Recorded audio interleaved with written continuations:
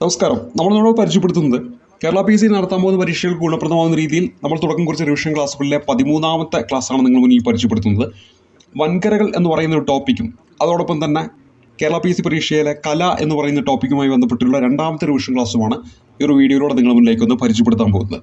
വൻകരകൾ എന്ന് പറയുന്ന ടോപ്പിക്കുമായി ബന്ധപ്പെട്ട് എന്തെല്ലാം കാര്യങ്ങൾ അറിയണം എന്ന് നമുക്കൊന്ന് പരിചയപ്പെടാം. ആദ്യമായിട്ട് നമ്മൾ PSC എപ്പോഴും ചോദിക്കാറുള്ള ഒരു ചോദ്യമാണ്, ലോകത്ത് എത്ര വൻകരകൾ ഉണ്ടെന്ന് ചോദിച്ചിട്ടുണ്ടെങ്കിൽ 7 ഉത്തരമായിട്ട് വരിക. ലോകത്ത് മൊത്തം എത്ര വൻകരകൾ ഉണ്ടെന്ന് ചോദിച്ചാൽ ഉത്തരമായിട്ട് വരേണ്ടത് 7 എണ്ണമാണ്. 7 എന്ന് പറയുന്നത് ഏഷ്യയും ആഫ്രിക്ക, വടക്കേ അമേരിക്ക, തെക്കേ അമേരിക്ക, അന്റാർട്ടിക്ക, യൂറോപ്പ്, ഓസ്ട്രേലിയ എന്നിവയാണ് 7 വൻകരകൾ. അപ്പോൾ ലോകത്ത് മൊത്തം എത്ര വൻകരകൾ ഉണ്ടെന്ന് ചോദിച്ചാൽ 7. 7 വൻകരകൾ എന്ന് പറയുന്നത് ഏഷ്യ, ആഫ്രിക്ക, വടക്കേ അമേരിക്ക, തെക്കേ അമേരിക്ക, അന്റാർട്ടിക്ക, യൂറോപ്പ്, ഓസ്ട്രേലിയ. ഇതിൽ തന്നെ വലുപ്പത്തിൻ്റെ അടിസ്ഥാനത്തിൽ ഈ വൻകരകളെ നമ്മൾ തിട്ടപ്പെടുത്തുകയാണെങ്കിൽ നമ്മളിപ്പോൾ പറഞ്ഞ അതേ ഓർഡറിൽ തന്നെയാണ് വരിക. ഏറ്റവും വലിപ്പം കൂടിയ വൻകര ഏഷ്യയും, ഏറ്റവും വലിപ്പം കൂടിയ രണ്ടാമത്തെ വൻകര ആഫ്രിക്ക, മൂന്നാമത് വടക്കേ അമേരിക്ക, നാലാമത് തെക്കേ അമേരിക്ക, പിന്നീട് അന്റാർട്ടിക്ക, അതിനുശേഷം യൂറോപ്പ്, ഏറ്റവും അവസാനമായിട്ട് ഓസ്ട്രേലിയ.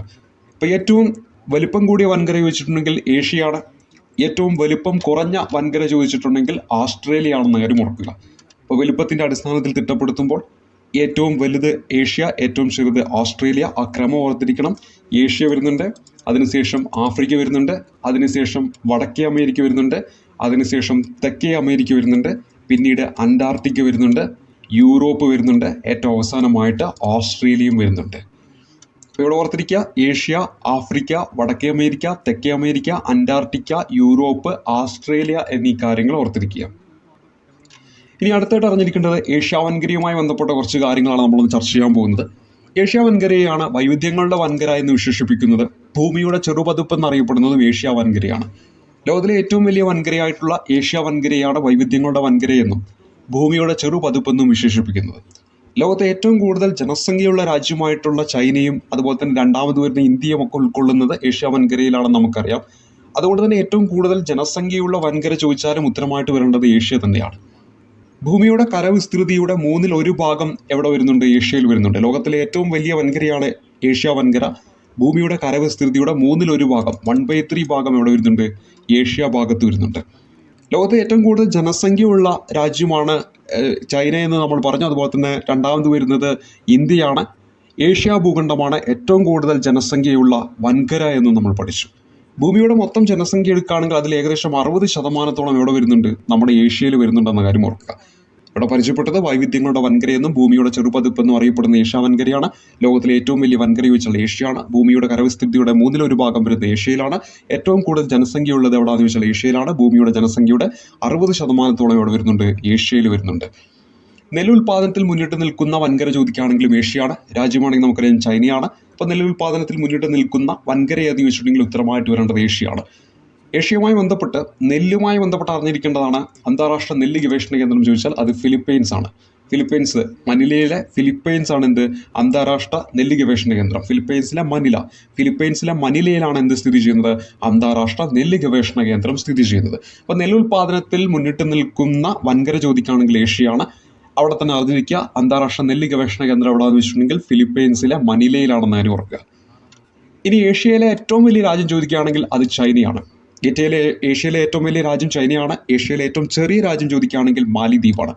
ഇന്ത്യയുടെ സ്ഥാനം ചോദിക്കുകയാണെങ്കിൽ 2ാമതാണ്. ഏഷ്യ വൻകര എടുക്കുകയാണെങ്കിൽ ഏഷ്യ വൻകരയിലെ രാജ്യങ്ങളെ വലുപ്പത്തിൻ്റെ അടിസ്ഥാനത്തിൽ തിട്ടപ്പെടുത്തുകയാണെങ്കിൽ 1ാമത് വരുന്നത് ചൈന, 2ാമത് വരുന്നത് ഇന്ത്യയാണ്. ഏറ്റവും ചെറുതായിട്ട് വരുന്നത് മാലിദ്വീപാണ്. ഏറ്റവും ചെറിയ രാജ്യം ഏതാണ്? ഏഷ്യയിലെ മാലിദ്വീപാണ്. ലോകത്തെ ഏറ്റവും ചെറിയ രാജ്യം ചോദിക്കുകയാണെങ്കിൽ വത്തിക്കാനാണ്. ലോകത്തിലെ ഏറ്റവും ചെറിയ റിപ്പബ്ലിക് ചോദിക്കുകയാണെങ്കിൽ അത് നൗറുവാണ്. ഏറ്റവും വലുതാണെങ്കിൽ നമ്മുടെ ഇന്ത്യയാണ്. ഏറ്റവും വലിയ ജനാധിപത്യ രാജ്യം ചോദിക്കുകയാണെങ്കിൽ ഇന്ത്യയാണ്. അതേസമയത്ത് ഏറ്റവും ചെറിയ റിപ്പബ്ലിക് ചോദിക്കുകയാണെങ്കിൽ നൗറുവാണ്. വലുപ്പത്തിൻ്റെ അടിസ്ഥാനത്തിൽ ലോകരാജ്യങ്ങളെ തിട്ടപ്പെടുത്തുകയാണെങ്കിൽ ഈ ഒരു ഓർഡറിലാണ് വരിക. ഏറ്റവും വലിയ രാജ്യം ചോദിക്കുകയാണെങ്കിൽ റഷ്യയാണ്. ഏറ്റവും വലിയ രണ്ടാമത്തെ രാജ്യം ചോദിക്കുകയാണെങ്കിൽ കാനഡ, 3ാമത് വരുന്ന USA ആണ്. 4ാമത് ചൈന, 5ാമത് ബ്രസീൽ, 6ാമത് ഓസ്ട്രേലിയ, 7ാമത് ഇന്ത്യ, 8ാമത് വരുന്ന അർജന്റീന, 9ാമത് കസാക്കിസ്ഥാൻ, 10ാമത് വരുന്നത് അൾജീരിയയാണ്. അപ്പോൾ ലോകത്തിലെ രാജ്യങ്ങളെ തിട്ടപ്പെടുത്തുകയാണെങ്കിൽ, ലോകത്തിലെ എല്ലാ രാജ്യങ്ങളെയും തിട്ടപ്പെടുത്തുകയാണെങ്കിൽ വലുപ്പത്തിൻ്റെ അടിസ്ഥാനത്തിൽ തിട്ടപ്പെടുത്തുകയാണെങ്കിൽ Russia, Canada, USA, China, Brazil, Australia, India, Argentina, Kazakhstan, Algeria എന്നിവയാണ് ആ ഒരു ക്രമം. അപ്പോൾ ലോകത്തിലെ ഏറ്റവും വലിയ രാജ്യം ചോദിച്ചിട്ടുണ്ടെങ്കിൽ റഷ്യയാണ്. ഏറ്റവും ചെറിയ രാജ്യം ചോദിച്ചിട്ടുണ്ടെങ്കിൽ വത്തിക്കാനാണ്. അതുപോലെ തന്നെ ഏഷ്യയിലെ ഏറ്റവും വലിയ രാജ്യം ചോദിച്ചിട്ടുണ്ടെങ്കിൽ അത് നമ്മുടെ ചൈനയാണ്. രണ്ടാമത് വരുന്നത് ഇന്ത്യയാണ്. ഇന്ത്യയുടെ സ്ഥാനം ഓർത്തിരിക്കണം. ലോകരാജ്യങ്ങളെ വലുപ്പത്തിൻ്റെ അടിസ്ഥാനത്തിൽ തിട്ടപ്പെടുത്തുമ്പോൾ ഇന്ത്യയുടെ സ്ഥാനം ചോദിക്കുകയാണെങ്കിൽ 7ാമതാണെന്ന കാര്യം പ്രത്യേകം നോട്ട് ചെയ്യണം. അതുപോലെ തന്നെ ഏറ്റവും ചെറിയ ഏഷ്യൻ രാജ്യം ചോദിക്കുകയാണെങ്കിൽ മാലിദ്വീപാണെന്ന കാര്യം ഓർക്കുക. ഇപ്പോൾ ലോകത്തിലെ ഏറ്റവും വലിയ രാജ്യം നമ്മൾ ചൈന എന്ന് റഷ്യ എന്ന് പരിചയപ്പെട്ടു. അതേസമയത്ത് വടക്കേ അമേരിക്കയിലെ ഏറ്റവും വലിയ രാജ്യം ചോദിക്കുകയാണെങ്കിൽ കാനഡയും, രണ്ടാമത് വരുന്നത് USA-യുമാണ്. ഒരു പരീക്ഷയ്ക്ക് ചോദിച്ചതാണ് USA ഏത് വൻകരയിൽ പെടുന്നു എന്നൊരു ചോദ്യം ചോദിച്ചിട്ടുണ്ട്. പ്രത്യേകം ശ്രദ്ധിക്കുക, USA എന്ന് പറയുന്നത് വടക്കേ അമേരിക്കയിലാണ് വരുന്നത്. നമ്മൾ നോർത്തും ഉണ്ട്, അതുപോലെ തന്നെ സൗത്തും ഉണ്ട്. അപ്പം സൗത്ത് എന്ന് പറഞ്ഞാൽ നമ്മൾ എഴുതുന്നത് എന്താണ്? എസ് ആണ് നമ്മൾ എഴുതുന്നത്. നോർത്ത് എന്ന് പറയുമ്പോൾ N ആണ്. ഇവിടെ ഓൾറെഡി എന്തുണ്ട്? ഒരു S ഉണ്ട്. അതുകൊണ്ട് ഇനി എസിൻ്റെ ആവശ്യമില്ല. അതുകൊണ്ട് നമ്മൾ ഈ നോർത്തിനെ അങ്ങ് പിടിച്ചാൽ മതി. അപ്പോൾ വടക്കേ അമേരിക്കയിലാണ് US-ഉം കാനഡയും വരുന്നതെന്ന് കാര്യം ഓർക്കുക. അതേസമയത്ത് ബ്രസീലും അതുപോലെ തന്നെ അർജന്റീനയും അത് ഏതിലാണ് ഉൾപ്പെടുന്നത്? സൗത്ത് അമേരിക്കയിലാണ് ഉൾപ്പെടുന്നത്. അപ്പം സൗത്ത് അമേരിക്കയിൽ ഏറ്റവും വലിയ രാജ്യം ചോദിച്ചാൽ ഇവിടുന്ന് തന്നെ നമുക്ക് കിട്ടിപ്പോവും ബ്രസീലാണ്. ഇനി ഈ പറയുന്ന അൾജീരിയ എന്ന് പറയുന്ന ആഫ്രിക്കൻ ഭൂഖണ്ഡത്തിൽ വരുന്നതാണ്. അപ്പോൾ ആഫ്രിക്കൻ ഭൂഖണ്ഡത്തിലെ ഏറ്റവും വലിയ രാജ്യം ചോദിച്ചാൽ നമുക്ക് ഉത്തരമായിട്ട് കിട്ടേണ്ടത് അൾജീരിയ ആണെന്ന് കാര്യം ഓർക്കുക. ഏഷ്യയിലെ ഏറ്റവും വലുത് ചൈന, രണ്ടാമത് വരുന്നത് ഏതാണ്? നമ്മുടെ ഇന്ത്യയാണ് വരുന്നതെന്ന് കാര്യം ഓർക്കുക. അപ്പോൾ ആ ഒരു ഓർഡർ ഓർത്തിരിക്കണം. പരീക്ഷയ്ക്ക് ചോദിച്ചിട്ടുള്ളതാണ്. Russia, Canada, USA, China, Brazil, Australia, India, Argentina, Kazakhstan, Algeria എന്നീ കാര്യങ്ങൾ ഓർത്തിരിക്കുക. അതേപോലെ തന്നെ ഏറ്റവും വലുത് റഷ്യയാണ്, ഏറ്റവും ചെറുത് വത്തിക്കാനാണെന്ന് ഈ കാര്യങ്ങൾ ഓർത്തിരിക്കുക. ഏഷ്യയിലേക്ക് വരുമ്പോൾ ഏറ്റവും വലുത് ചൈനയാണ്, ഏറ്റവും ചെറുത് മാലിദ്വീപാണ്. ഇന്ത്യയുടെ സ്ഥാനം രണ്ടാമതാണ്. ലോകരാജ്യങ്ങളിൽ ഇന്ത്യയുടെ സ്ഥാനം ചോദിക്കുകയാണെങ്കിൽ 7ാം സ്ഥാനമാണെന്ന കാര്യം ഓർത്തിരിക്കുക. ഏറ്റവും ചെറിയ റിപ്പബ്ലിക് ചോദിക്കുകയാണെങ്കിൽ നൗറുവാണ്. ഏറ്റവും വലിയ ജനാധിപത്യ രാജ്യം ചോദിക്കുകയാണെങ്കിൽ നമ്മുടെ ഭാരതമാണ്. ഇനി ജനസംഖ്യയുടെ അടിസ്ഥാനത്തിൽ തിട്ടപ്പെടുത്തുകയാണെങ്കിൽ ആദ്യം ചൈനയാണ് വരുന്നത്, രണ്ടാമത് ഇന്ത്യയാണ് വരുന്നത്, നമുക്കറിയാവുന്നതാണ്. പിന്നീട് വരുന്നത് USA-യും, Indonesia, Pakistan, Brazil, Nigeria, Bangladesh, Russia, Mexico ആണെന്ന കാര്യം ഓർക്കുക. അപ്പോൾ ജനസംഖ്യയുടെ അടിസ്ഥാനത്തിൽ തിട്ടപ്പെടുത്തുമ്പോൾ 1ാം സ്ഥാനത്ത് വരുന്നത് ചൈനയാണ്, 2ാം സ്ഥാനത്ത് വരുന്നത് ഇന്ത്യയാണ്, 3ാം സ്ഥാനത്ത് വരുന്നത് USA ആണ്. അപ്പോൾ ജനസംഖ്യയുടെ അടിസ്ഥാനത്തിലും വലുപ്പത്തിൻ്റെ അടിസ്ഥാനത്തിലും USA-യുടെ സ്ഥാനം എത്ര തന്നെയാണ്? 3ാമതാണെന്ന് കാര്യം ഓർക്കുക. അതുപോലെ തന്നെ 4ാം സ്ഥാനത്ത് വരുന്നത് ഇന്തോനേഷ്യയാണ്, 5ാമത് പാകിസ്ഥാൻ, 6ാമത് ബ്രസീൽ വരുന്നുണ്ട്. അതുപോലെ തന്നെ 7ാമത് നൈജീരിയ, 8ാമത് ബംഗ്ലാദേശ്, 9ാമത് റഷ്യ, 10ാമത് വരുന്നത് മെക്സിക്കോയാണ്. അപ്പോൾ ജനസംഖ്യയുടെ അടിസ്ഥാനത്തിൽ തിട്ടപ്പെടുത്തുമ്പോൾ 1ാമത് ചൈനയാണ്, 2ാമത് വരുന്നത് ഇന്ത്യയാണ്, 3ാമത് വരുന്നത് USA ആണ്, 4ാമത് വരുന്നത് ഇന്തോനേഷ്യ, 5ാമത് വരുന്നത് പാകിസ്ഥാൻ, 6ാമത് ബ്രസീൽ, 7ാമത് നൈജീരിയ, 8ാമത് ബംഗ്ലാദേശ്, 9ാമത് വരുന്നത് റഷ്യയാണ്, 10ാമത് വരുന്നത് മെക്സിക്കോ ആണെന്നീ കാര്യങ്ങൾ ഓർത്തിരിക്കുക. ഇനി ഏക ഏഷ്യൻ രാജ്യം, UN-ൽ വീറ്റോ അധികാരമുള്ള ഏക ഏഷ്യൻ രാജ്യം ചോദിച്ചാൽ ഉത്തരമായിട്ട് വരേണ്ടതും ചൈനയാണ്. യുണൈറ്റഡ് നാഷണൽ വീറ്റോ അധികാരമുള്ള ഏക ഏഷ്യൻ രാജ്യം ഏതാണ്? ഉത്തരമായിട്ട് വരേണ്ടത് ചൈനയാണ്. ഏഷ്യയുടെ നാവും ഗർഭപാത്രവും എന്നറിയപ്പെടുന്നത്, ഏഷ്യയുടെ ഗർഭപാത്രം എന്നറിയപ്പെടുന്നത് ഇത് തന്നെയാണ്, ചൈനയാണെന്ന കാര്യം ഓർക്കുക. ഏറ്റവും വലിയ പാർലമെൻറ്റ് ചൈനയുടേതാണ്. ഏറ്റവും വലിയ പാർലമെൻറ്റ് ലോകത്തേതാണ്? ചൈനയുടെ നാഷണൽ പീപ്പിൾ കോൺഗ്രസ് ആണ്. ലോകത്തിലെ ഏറ്റവും വലിയ പാർലമെൻറ്റ് ചോദിച്ചാൽ ചൈനയുടെ നാഷണൽ പീപ്പിൾ കോൺഗ്രസ് ആണ്. ഏറ്റവും വലിയ തുറമുഖം ചോദിച്ചാൽ ഷാങ്ഹായ് ആണ്. ചൈനയിലെ ഷാങ്ഹായ് ആണ് ഏറ്റവും വലിയ തുറമുഖം എന്ന കാര്യം ഓർക്കുക. ഏറ്റവും വലിയ അണക്കെട്ട് ചോദിക്കുകയാണെങ്കിൽ ത്രീ ഗോർജസ് ആണ്. ത്രീ ഗോർജസ് ചൈനയിലെ അണക്കെട്ടാണ്. അതാണ് ഏറ്റവും വലിയ അണക്കെട്ട് എന്ന കാര്യം ഓർത്തിരിക്കുക. ലോകത്തിലെ ഏറ്റവും വലിയ മതിൽ നമുക്കറിയാം ചൈന മതിലാണ്. ലോകത്തിലെ ഏറ്റവും വലിയ മതിൽ ഏതെന്ന് ചോദിച്ചാൽ ഉത്തരമായിട്ട് വരേണ്ടത് ചൈന മതിലാണ്. ഇവിടെ എന്താണ് പരിചയപ്പെട്ടത്? പാർലമെൻറ്റ് ചോദിക്കുകയാണെങ്കിൽ നാഷണൽ പീപ്പിൾ കോൺഗ്രസ്, അതെവിടെയാണ്? ചൈനയിലാണുള്ളത്. ലോകത്തിലെ ഏറ്റവും വലിയ തുറമുഖം ചോദിക്കുകയാണെങ്കിൽ ചൈനയിലെ ഷാങ്ഹായ് തുറമുഖമാണ്. ലോകത്തിലെ ഏറ്റവും വലിയ അണക്കെട്ട് ചോദിക്കുകയാണെങ്കിൽ ചൈനയിലെ ത്രീ ഗോർജസ് ആണ്. ലോകത്തിലെ ഏറ്റവും വലിയ മതിൽ ചോദിക്കുകയാണെങ്കിൽ ചൈന വൻമതിലാണെന്ന് കാര്യം ഓർക്കുക. ഇനി ചൈനയുടെ ദേശീയ മൃഗം എന്ന് പറയുന്നത് ഡ്രാഗണും ഉണ്ട്, അതുപോലെ തന്നെ പാണ്ടയും ഉണ്ട്. ചൈനയിലെ ദേശീയ മൃഗമാണ് ഡ്രാഗനും പാണ്ടയും. അവിടുത്തെ വൃക്ഷമാണ് ജിക്കോ എന്ന പേരിൽ അറിയപ്പെടുന്നത്. ജിക്കോ എന്ന് പറയുന്നത് ചൈനയുടെ വൃക്ഷമാണ്. കൊക്ക് എന്ന് പറയുന്നത് ഏത് രാജ്യത്തിൻ്റെ പക്ഷിയാണെന്ന് ചോദിച്ചിട്ടുണ്ടെങ്കിൽ അതും ചൈനയുടേതാണ്. ചൈനയുടെ പഴയ പേര് ചോദിക്കാം, കാന്തേ എന്നാണ് പഴയ കാലത്ത് ചൈന അറിയപ്പെട്ടിരുന്നത്. തലസ്ഥാനം പരീക്ഷയ്ക്ക് എപ്പോഴും ചോദിക്കാനുള്ളതാണ്, ബെയ്ജിംഗ് ആണ്. അതുപോലെ തന്നെ ഈ ഗ്ലോബൽ ടൈംസും പീപ്പിൾ ഡെയിലിയും ഒക്കെ ഏത് രാജ്യത്തെ പത്രങ്ങളാണ്? ചൈനയുമായി ബന്ധപ്പെട്ടതാണ്. യുവാൻ PS എപ്പോഴും റിപ്പീറ്റ് ചെയ്യുന്നതാണ്. ഏത് രാജ്യത്തിൻ്റെ കറൻസിയാണെന്ന് ചോദിച്ചിട്ടുണ്ടെങ്കിൽ അത് നമ്മുടെ ചൈനയുടെ കറൻസിയാണെന്ന് കാര്യം ഓർക്കുക. അപ്പോൾ ചൈനയുടെ കറൻസിയാണ് യുവാൻ എന്നീ കാര്യങ്ങൾ ഓർത്തിരിക്കുക. അപ്പോൾ നമ്മളവിടെ പരിചയപ്പെട്ടത് എന്താണ്? ചൈനയുമായി ബന്ധപ്പെട്ട് അറിഞ്ഞിരിക്കേണ്ട പ്രധാനപ്പെട്ട കുറച്ച് കാര്യങ്ങളാണ്. ഏറ്റവും വലിയ പാർലമെൻറ്റ് ലോകത്തെ ഏതിനാണെന്ന് ചോദിച്ചിട്ടുണ്ടെങ്കിൽ ചൈനയ്ക്കാണ്, നാഷണൽ പീപ്പിൾ കോൺഗ്രസ് എന്നറിയപ്പെടുന്നു. ഏറ്റവും വലിയ തുറമുഖം ചോദിച്ചിട്ടുണ്ടെങ്കിൽ ഷാങ്ഹായ് ചൈനയിലാണ്. ത്രീ ഗോർജസ് അണക്കെട്ട് എവിടെയാണെന്ന് ചോദിച്ചിട്ടുണ്ടെങ്കിൽ ചൈനയിലാണ്, അതാണ് ലോകത്തിലെ ഏറ്റവും വലിയ അണക്കെട്ട്. അതുപോലെ തന്നെ ഏറ്റവും വലിയ മതിൽ ചോദിക്കുകയാണെങ്കിൽ ചൈനീസ് വൻമതിലാണെന്ന കാര്യം ഓർത്തിരിക്കുക. പിന്നെ ദേശീയമൃഗം നമ്മൾ പരിചയപ്പെട്ട് ജസ്റ്റ് ഓർത്തിരിക്കുക, ഡ്രാഗണും പാണ്ടയുമാണ്. വൃക്ഷം ചോദിക്കുകയാണെങ്കിൽ ജിങ്കോ ആണ്. പക്ഷിയാണെങ്കിൽ കൊക്കാണ്. പഴയ പേരൊന്ന് ഓർത്തിരിക്കുക, കാന്തിയാണ്. തലസ്ഥാനം ഓർത്തിരിക്കണം, പരീക്ഷയ്ക്ക് എപ്പോഴും ചോദിക്കുന്നതാണ്, ബെയ്ജിംഗ് ആണ്.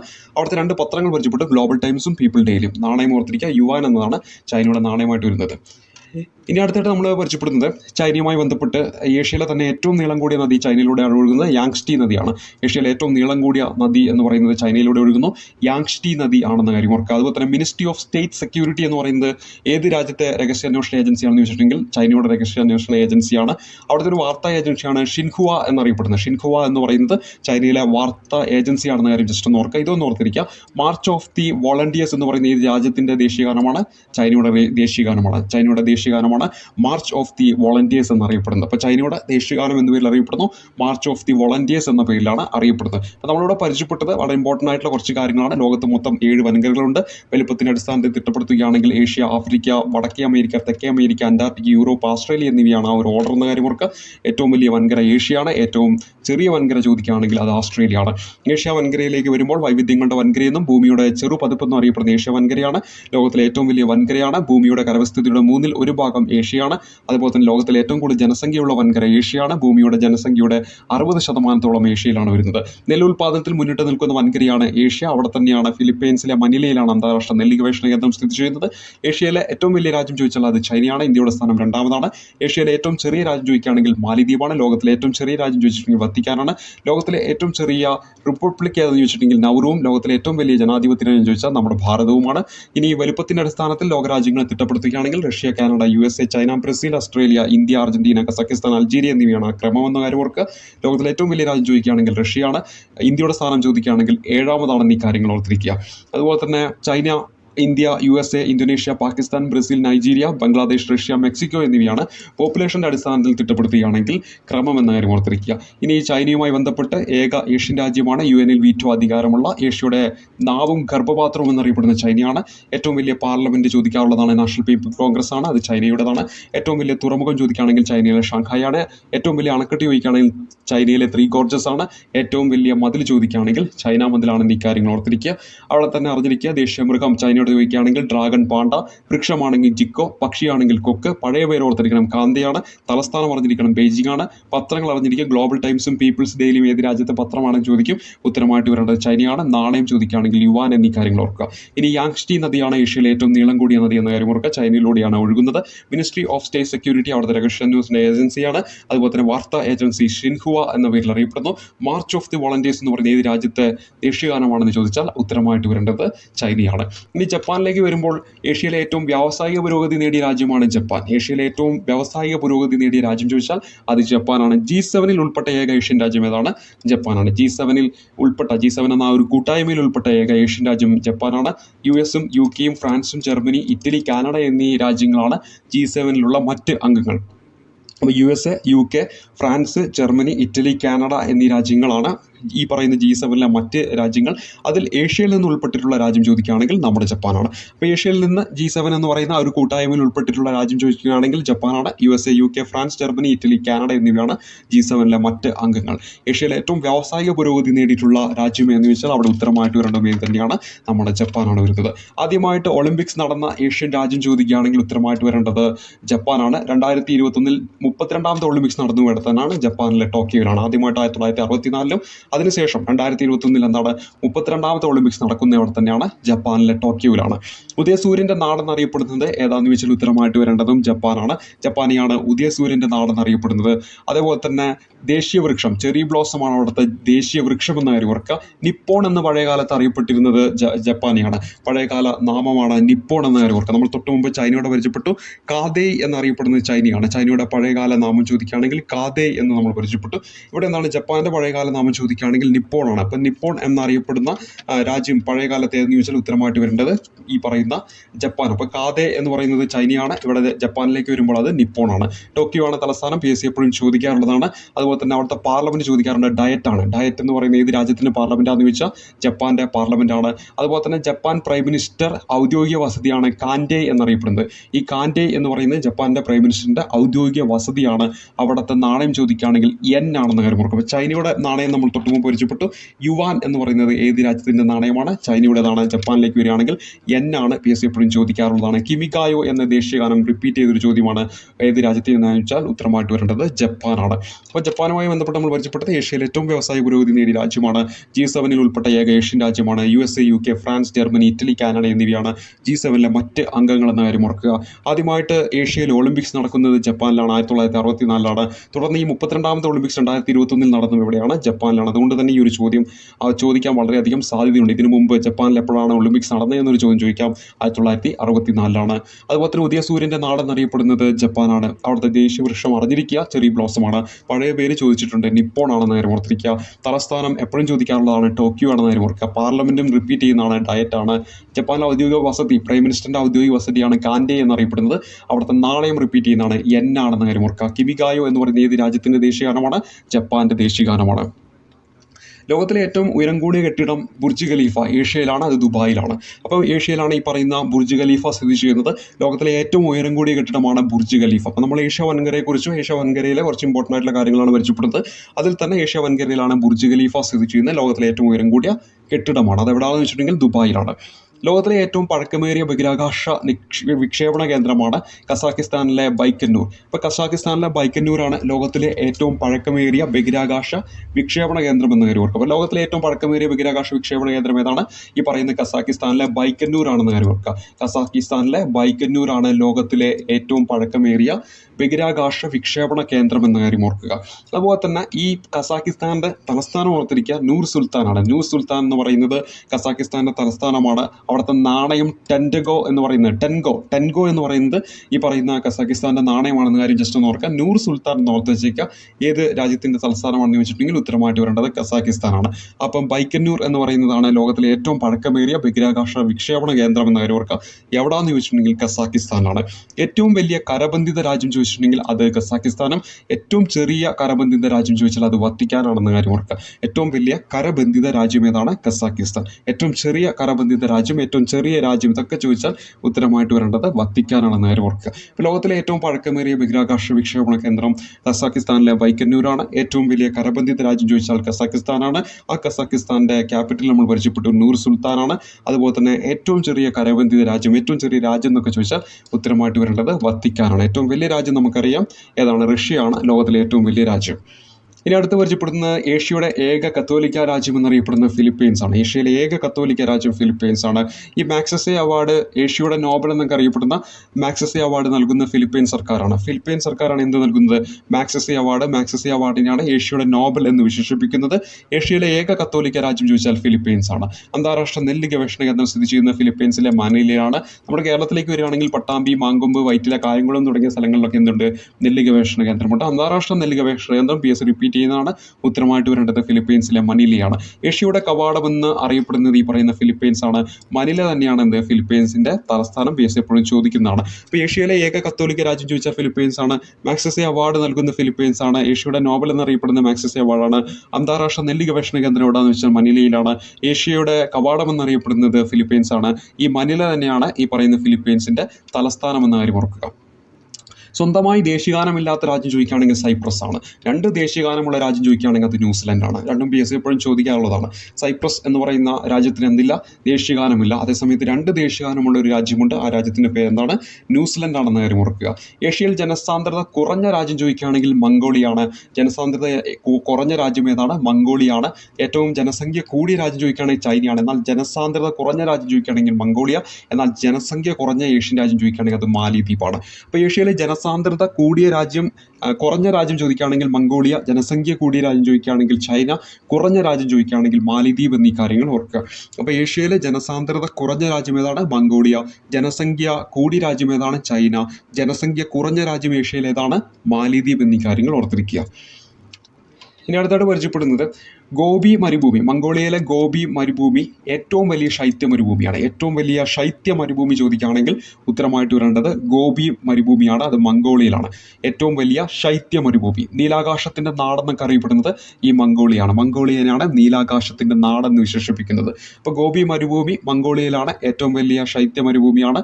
നീലാകാശത്തിൻ്റെ നാടെന്നറിയപ്പെടുന്നത് മംഗോളിയാണെന്ന് കാര്യം ഓർക്കുക. കറുപ്പ് ഉൽപ്പാദനത്തിൽ ഒന്നാമത് നിൽക്കുന്നത് അഫ്ഗാനിസ്ഥാനാണ്. ഏഷ്യയിലെ അഫ്ഗാനിസ്ഥാനാണ് കറുപ്പ് ഉൽപ്പാദനത്തിൽ ഒന്നാമത് നിൽക്കുന്നത്. ചോദിക്കുന്നത്. അതുപോലെ തന്നെ കോളനിവൽക്കരിക്കാത്ത ഏക ഏഷ്യൻ രാജ്യം ചോദിക്കുകയാണെങ്കിൽ തായ്ലൻഡാണ്. കോളനിവൽക്കരിക്കാത്ത ഏഷ്യയിലെ ഏക രാജ്യം ഏതാണ്? തായ്ലൻഡ് ആണെന്ന കാര്യം ഓർക്കുക.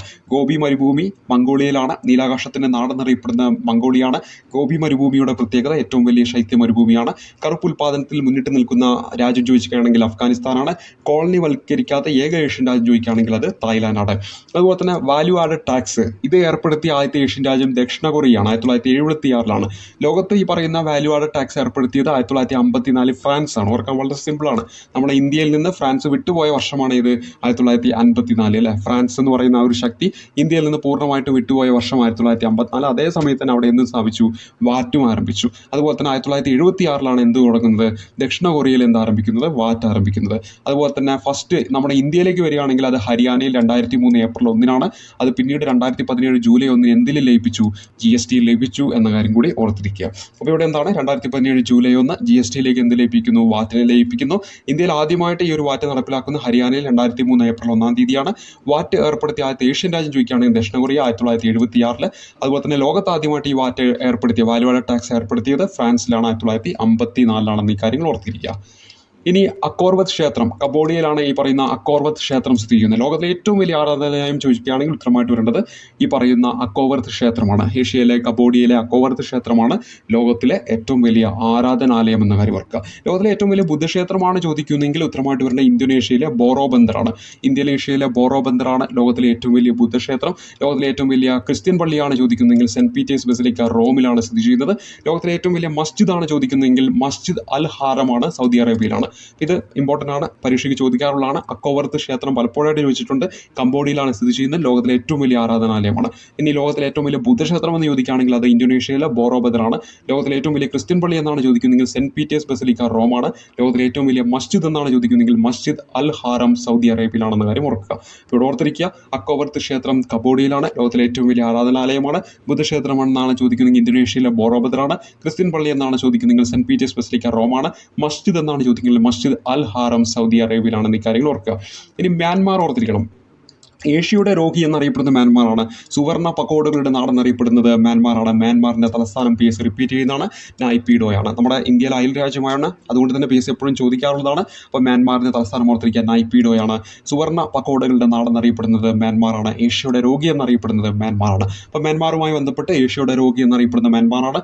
സുവർണ പക്കോടുകളുടെ നാടെന്നറിയപ്പെടുന്ന മ്യാൻമാറാണ്. നൈപീഡോ ആണ് മ്യാൻമാറിൻ്റെ തലസ്ഥാനം എന്ന് ഓർക്കുക.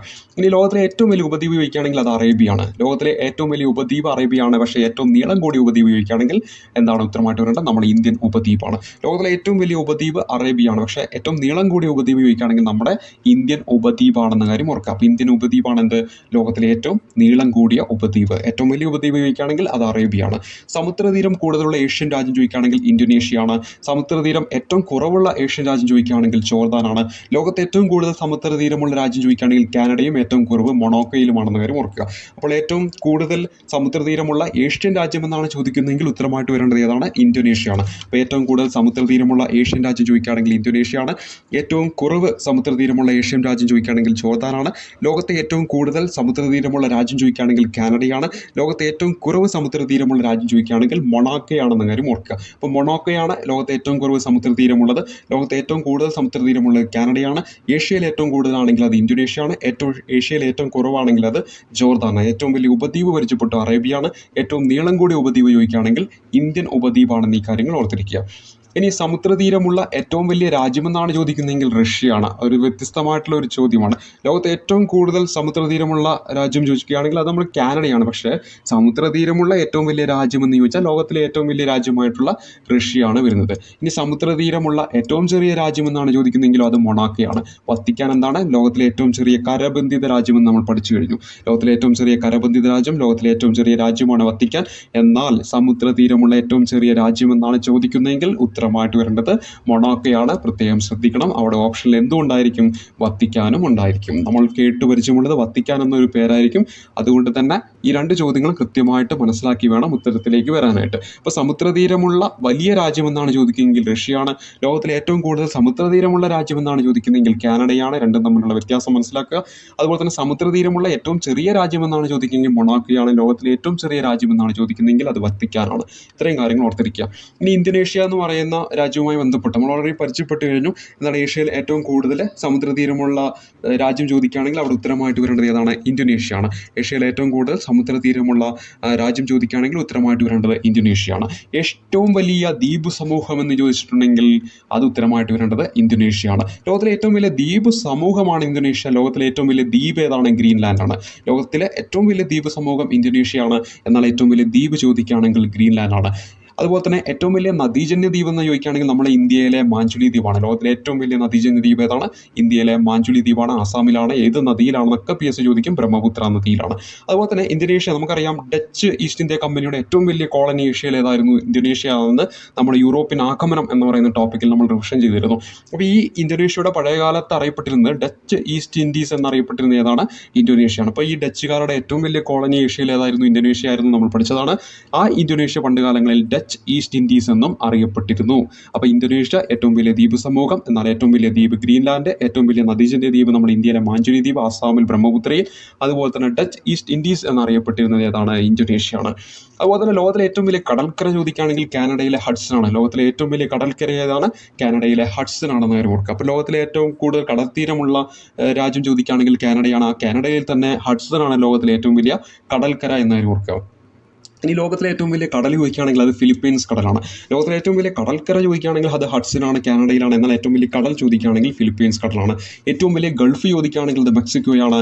ലോകത്തിലെ സംഭരണശാല എന്നറിയപ്പെടുന്നത് മെക്സിക്കോയാണ്. മെക്സിക്കോ ഏത് വൻകരയിൽ പെടുന്നു എന്ന് PSC ചോദിച്ചിട്ടുള്ളതാണ്. ഓർത്തിരിക്കുക, അത് വടക്കേ അമേരിക്കയാണ്. അപ്പോൾ വടക്കേ അമേരിക്കയിലാണ് USA-യും കാനഡയും അതുപോലെ തന്നെ മെക്സിക്കോയും ഉൾപ്പെടുന്നത്. ബ്രസീൽ, അർജന്റീന തുടങ്ങി ഉൾക്കൊള്ളുന്നത് സൗത്ത് അമേരിക്കയിലാണ്. PSC ചോദിച്ചിട്ടുണ്ട്. കൃത്യമായിട്ട് ഓർത്തിരിക്കുക. നമ്മളെല്ലാ കാര്യം പഠിക്കും. അവസാനം ഈ കോണ്ടിനെന്റ് ഏതാണെന്ന് ചോദിക്കുമ്പോൾ ഒരുപക്ഷെ അവിടെ ഒരു കൺഫ്യൂഷൻ വരും. അപ്പോൾ അത് ഒഴിവാക്കണം, ഓർത്തിരിക്കണം. കാനഡ അതുപോലെ തന്നെ USA നോർത്ത് അമേരിക്കയിലാണ്. ഒപ്പം നമ്മളിപ്പോൾ പരിചയപ്പെട്ടു മെക്സിക്കോയിലും ഏത് ഭൂഖണ്ഡത്തിൽ വരുന്നു? നോർത്ത് അമേരിക്കയിൽ വരുന്നു. അതുപോലെ തന്നെ ലോകത്തിൻ്റെ സംഭരണശാല എന്നറിയപ്പെടുന്നത് മെക്സിക്കോയാണ്. മെക്സിക്കോയാണ് ലോകത്തിൻ്റെ സംഭരണശാല എന്നറിയപ്പെടുന്നത്. ഏറ്റവും വലിയ ഗൾഫ് ഏതാണെന്ന് ചോദിച്ചിട്ടുണ്ടെങ്കിൽ മെക്സിക്കോയാണ്. അതേപോലെ തന്നെ ഏറ്റവും വലിയ കടൽക്കര ചോദിക്കുകയാണെങ്കിൽ കാനഡയിലെ ഹഡ്സനാണ്. ഏറ്റവും വലിയ കടൽ ചോദിക്കുകയാണെങ്കിൽ ഫിലിപ്പീൻസ് കടലാണെന്ന് ഈ കാര്യങ്ങൾ ഓർത്തിരിക്കുക. ഇനി അടുത്തത് ആഫ്രിക്ക വൻകരയുമായി ബന്ധപ്പെട്ടാണ്. വലുപ്പത്തിൻ്റെ അടിസ്ഥാനത്തിൽ തിട്ടപ്പെടുത്തുകയാണെങ്കിൽ ആദ്യം ഏഷ്യ വരുന്നു, അതിനുശേഷം ആഫ്രിക്ക വരുന്നു. വലുപ്പത്തിൽ രണ്ടാം സ്ഥാനത്ത് വരുന്ന ആഫ്രിക്കയുമായി ബന്ധപ്പെട്ട എന്തെല്ലാം കാരണങ്ങൾ അറിയാമെന്ന് നോക്കാം. ഒന്ന് കറുത്ത ഭൂഖണ്ഡം. കറുത്ത ഭൂഖണ്ഡം എന്നറിയപ്പെടുന്നത് ആഫ്രിക്കയാണ്. എന്നാൽ വെളുത്ത ഭൂഖണ്ഡം എന്നറിയപ്പെടുന്നത് നമ്മളിനി പഠിക്കാൻ പോകുന്ന അന്റാർട്ടിക്കയാണ്. അപ്പോൾ അന്റാർട്ടിക്കയിലാണ് എന്ത് വെളുത്ത ഭൂഖണ്ഡം എന്ന് പറയുന്നത്, കറുത്ത ഭൂഖണ്ഡം എന്ന് പറയുന്നത് ആഫ്രിക്കയാണ്. അതുപോലെ തന്നെ ഏറ്റവും കൂടുതൽ രാജ്യങ്ങളുള്ള ഭൂഖണ്ഡം ചോദിച്ചിട്ടുണ്ടെങ്കിൽ ഏതാണ്? ആഫ്രിക്കയാണ്. ഏറ്റവും വലിയ ഭൂഖണ്ഡം നമ്മൾ പഠിക്കുന്ന ഏഷ്യയാണ്. പക്ഷേ ഏറ്റവും കൂടുതൽ രാജ്യങ്ങളുള്ള ഭൂഖണ്ഡം ഏതാണ്? നമ്മളിപ്പോൾ പഠിക്കുന്ന ആഫ്രിക്കയാണെന്ന് കാര്യം ഓർത്തിരിക്കുക. അതുപോലെ തന്നെ ജനസംഖ്യ കൂടുതലുള്ള ഈ പറയുന്ന ആഫ്രിക്കയിലെ സ്ഥലം ചോദിക്കുകയാണെങ്കിൽ നൈജീരിയയാണ്. ജനസംഖ്യ കൂടുതലുള്ള ആഫ്രിക്കയിലെ സ്ഥലം ചോദിക്കുകയാണെങ്കിൽ നൈജീരിയയാണ്. അപ്പോൾ നൈജീരിയ എന്ന് പറയുന്ന രാജ്യമാണ് എന്ത്? ജനസംഖ്യ ഏറ്റവും കൂടുതലുള്ള ആഫ്രിക്കൻ രാജ്യമെന്ന് കാര്യം ഓർക്കുക. എന്നാൽ ഈ പറയുന്ന ആഫ്രിക്കയിലെ ഏറ്റവും വലിയ രാജ്യം ഏതാണ്? അൾജീരിയയാണ്. നമ്മൾ പഠിച്ചു, നമ്മൾ ഓൾറെഡി പഠിച്ചിട്ടുണ്ട്. 10ാം സ്ഥാനത്ത് ലോകത്തിലെ രാജ്യങ്ങളെ വലുപ്പത്തിൻ്റെ അടിസ്ഥാനത്തിൽ തിട്ടപ്പെടുത്തുകയാണെങ്കിൽ 10ാം സ്ഥാനത്ത് വരുന്ന രാജ്യമാണ് അൾജീരിയ. അതായത് ആഫ്രിക്കയിലെ ഏറ്റവും വലിയ രാജ്യം അൾജീരിയ. എന്നാൽ ജനസംഖ്യ ഏറ്റവും കൂടുതലുള്ള ആഫ്രിക്കൻ രാജ്യം ചോദിക്കുകയാണെങ്കിൽ അത് നൈജീരിയ ആണെന്ന കാര്യം ഓർക്കുക. ലോകത്തിലെ രാജ്യങ്ങളെ ജനസംഖ്യയുടെ അടിസ്ഥാനത്തിൽ തിട്ടപ്പെടുത്തുകയാണെങ്കിൽ 7ാം സ്ഥാനത്ത് വരുന്നത് ഏതാണ്? നൈജീരിയ ആണ്. അതുപോലെ തന്നെ ഏറ്റവും ചെറിയ രാജ്യം ഏതെന്ന് ചോദിച്ചിട്ടുണ്ടെങ്കിൽ ആഫ്രിക്കയിലെ സെയ്ഷൽസ് ആണ്. സെയ്ഷൽസ് ആണ് ഈ പറയുന്ന ആഫ്രിക്കയിലെ ഏറ്റവും ചെറിയ രാജ്യം. ആഫ്രിക്കയിലെ ഏറ്റവും ചെറിയ രാജ്യം ഏതാണ്? സെയ്ഷൽസ് ആണെന്ന കാര്യം ഓർക്കുക. ഏറ്റവും ചെറിയ രാജ്യം ഏതാണ്? സെയ്ഷൽസ്. ഏറ്റവും വലിയ രാജ്യം ഏതാണെന്ന് ചോദിച്ചാൽ ഉത്തരമായിട്ട് വരേണ്ടത് അൾജീരിയ ആണെന്ന കാര്യം ഓർക്കുക. അതുപോലെ തന്നെ ഏറ്റവും കൂടുതൽ മരുഭൂമികളുള്ള ഭൂഖണ്ഡം ഏതാണ്? ഈ പറയുന്ന ആഫ്രിക്കയാണ്.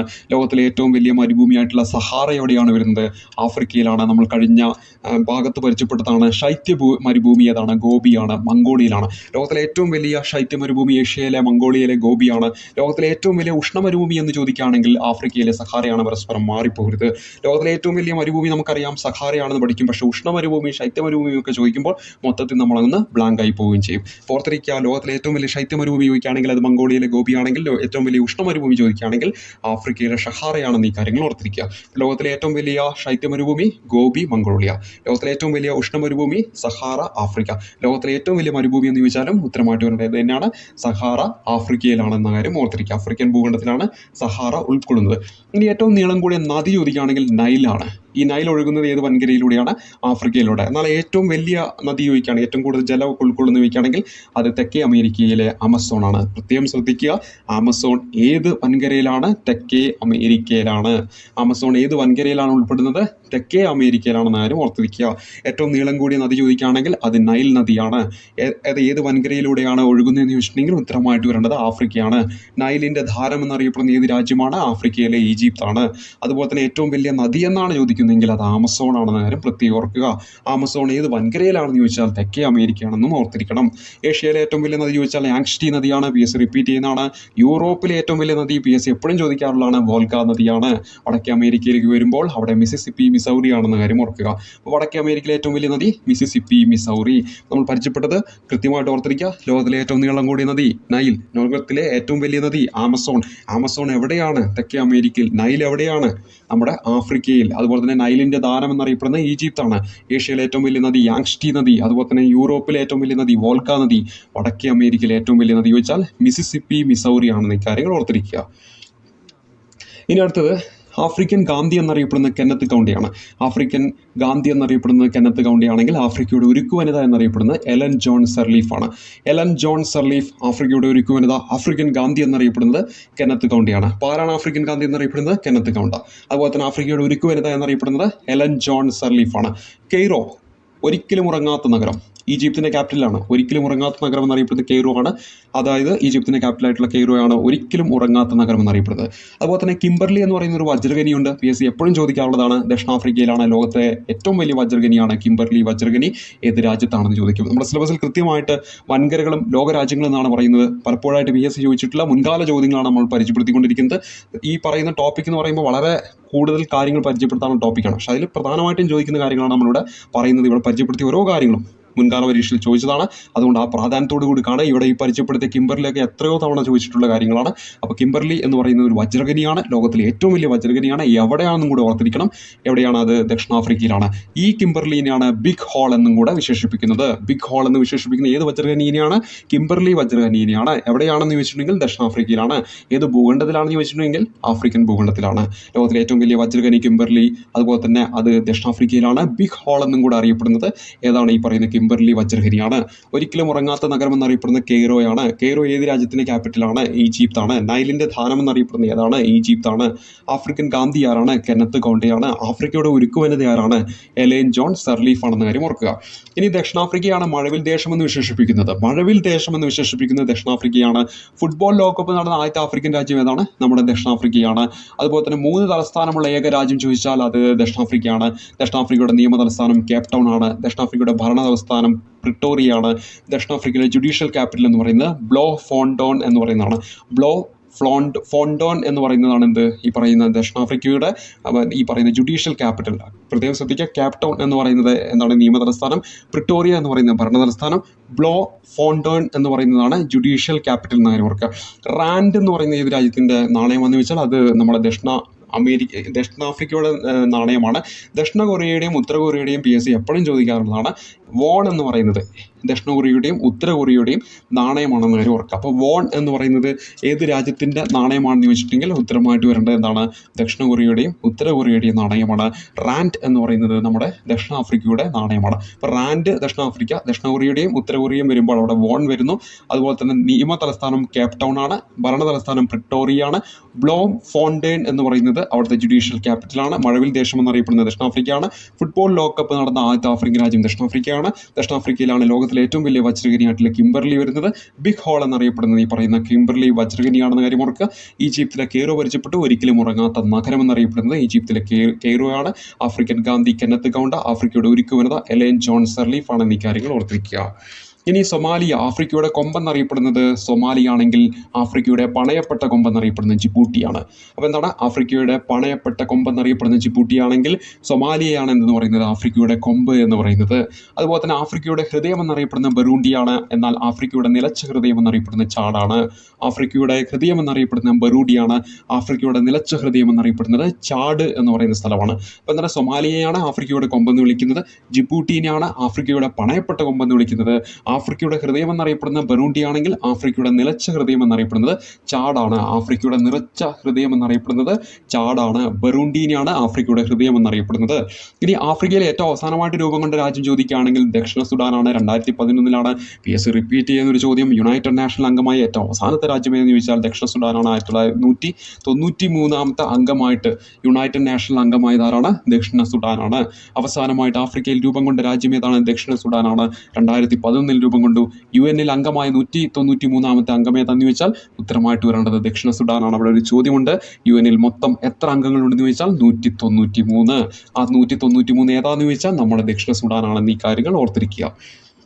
ഇനി അടുത്തായിട്ട് പരിചയപ്പെടുന്നത് ആഫ്രിക്കയുടെ വിജാഗിരി എന്നറിയപ്പെടുന്ന ക്യാമറൂണാണ്. ആഫ്രിക്കയുടെ വിജാഗിരി എന്നറിയപ്പെടുന്ന ക്യാമറൂണാണ്. 8ാമത്തെ ഭൂഖണ്ഡം എന്നറിയപ്പെടുന്നത് മഡഗാസ്കർ എന്ന് പറയുന്ന ദ്വീപ് രാഷ്ട്രമാണ്. 8ാമത്തെ ഭൂഖണ്ഡം എന്നറിയപ്പെടുന്നത് ആഫ്രിക്കയിലെ മഡഗാസ്കർ എന്ന് പറയുന്ന ദ്വീപ് രാഷ്ട്രമാണ്. ആഫ്രിക്കയുടെ വിജാഗിരി എന്നറിയപ്പെടുന്ന ക്യാമറൂൺ ആണെങ്കിൽ 8ാമത്തെ ഭൂഖണ്ഡം എന്നറിയപ്പെടുന്നത് ആഫ്രിക്കയിലെ മഡഗാസ്കർ എന്ന് പറയുന്ന ദ്വീപ് രാഷ്ട്രമാണ്. പരിമള ദ്വീപുകൾ എന്നറിയപ്പെടുന്നത് കോമോറോസ് ആണ്. പരിമള ദ്വീപുകൾ എന്ന് വിശേഷിപ്പിക്കുന്നത് കോമോറോസ് ആണ്.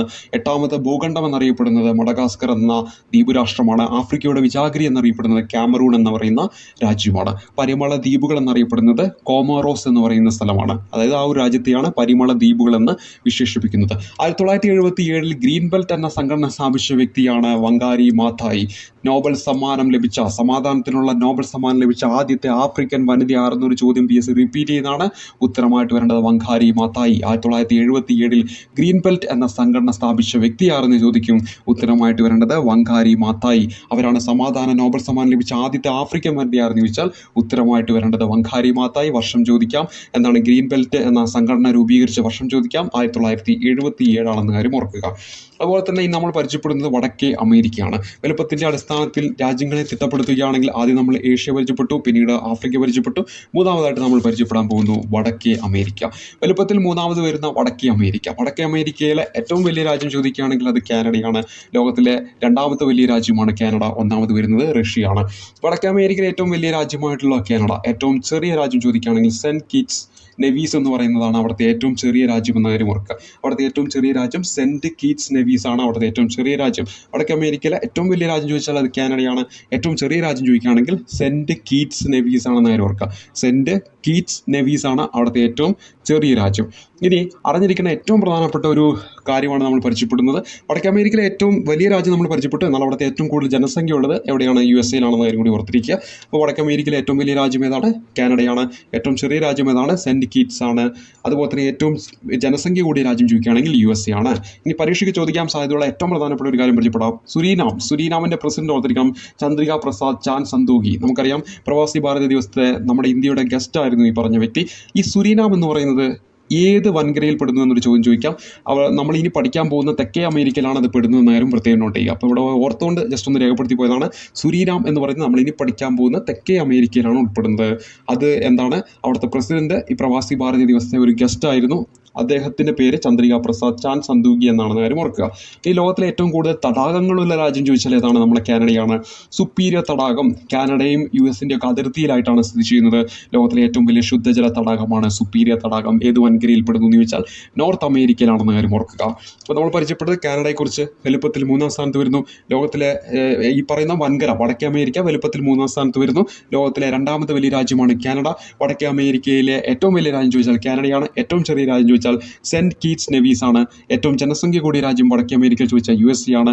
സുരീനാം എന്ന് പറയുന്നത് എന്താണ്? തെക്കേ അമേരിക്കയിലെ ഒരു രാജ്യമാണ്. അവിടുത്തെ പ്രസിഡന്റ് പ്രവാസി ഭാരത ദിവസത്തെ ഗസ്റ്റ് ആയിരുന്നു ചന്ദ്രിക പ്രസാദ് ചാൻ സന്തോഖി എന്നീ പേര് ഓർക്കുക.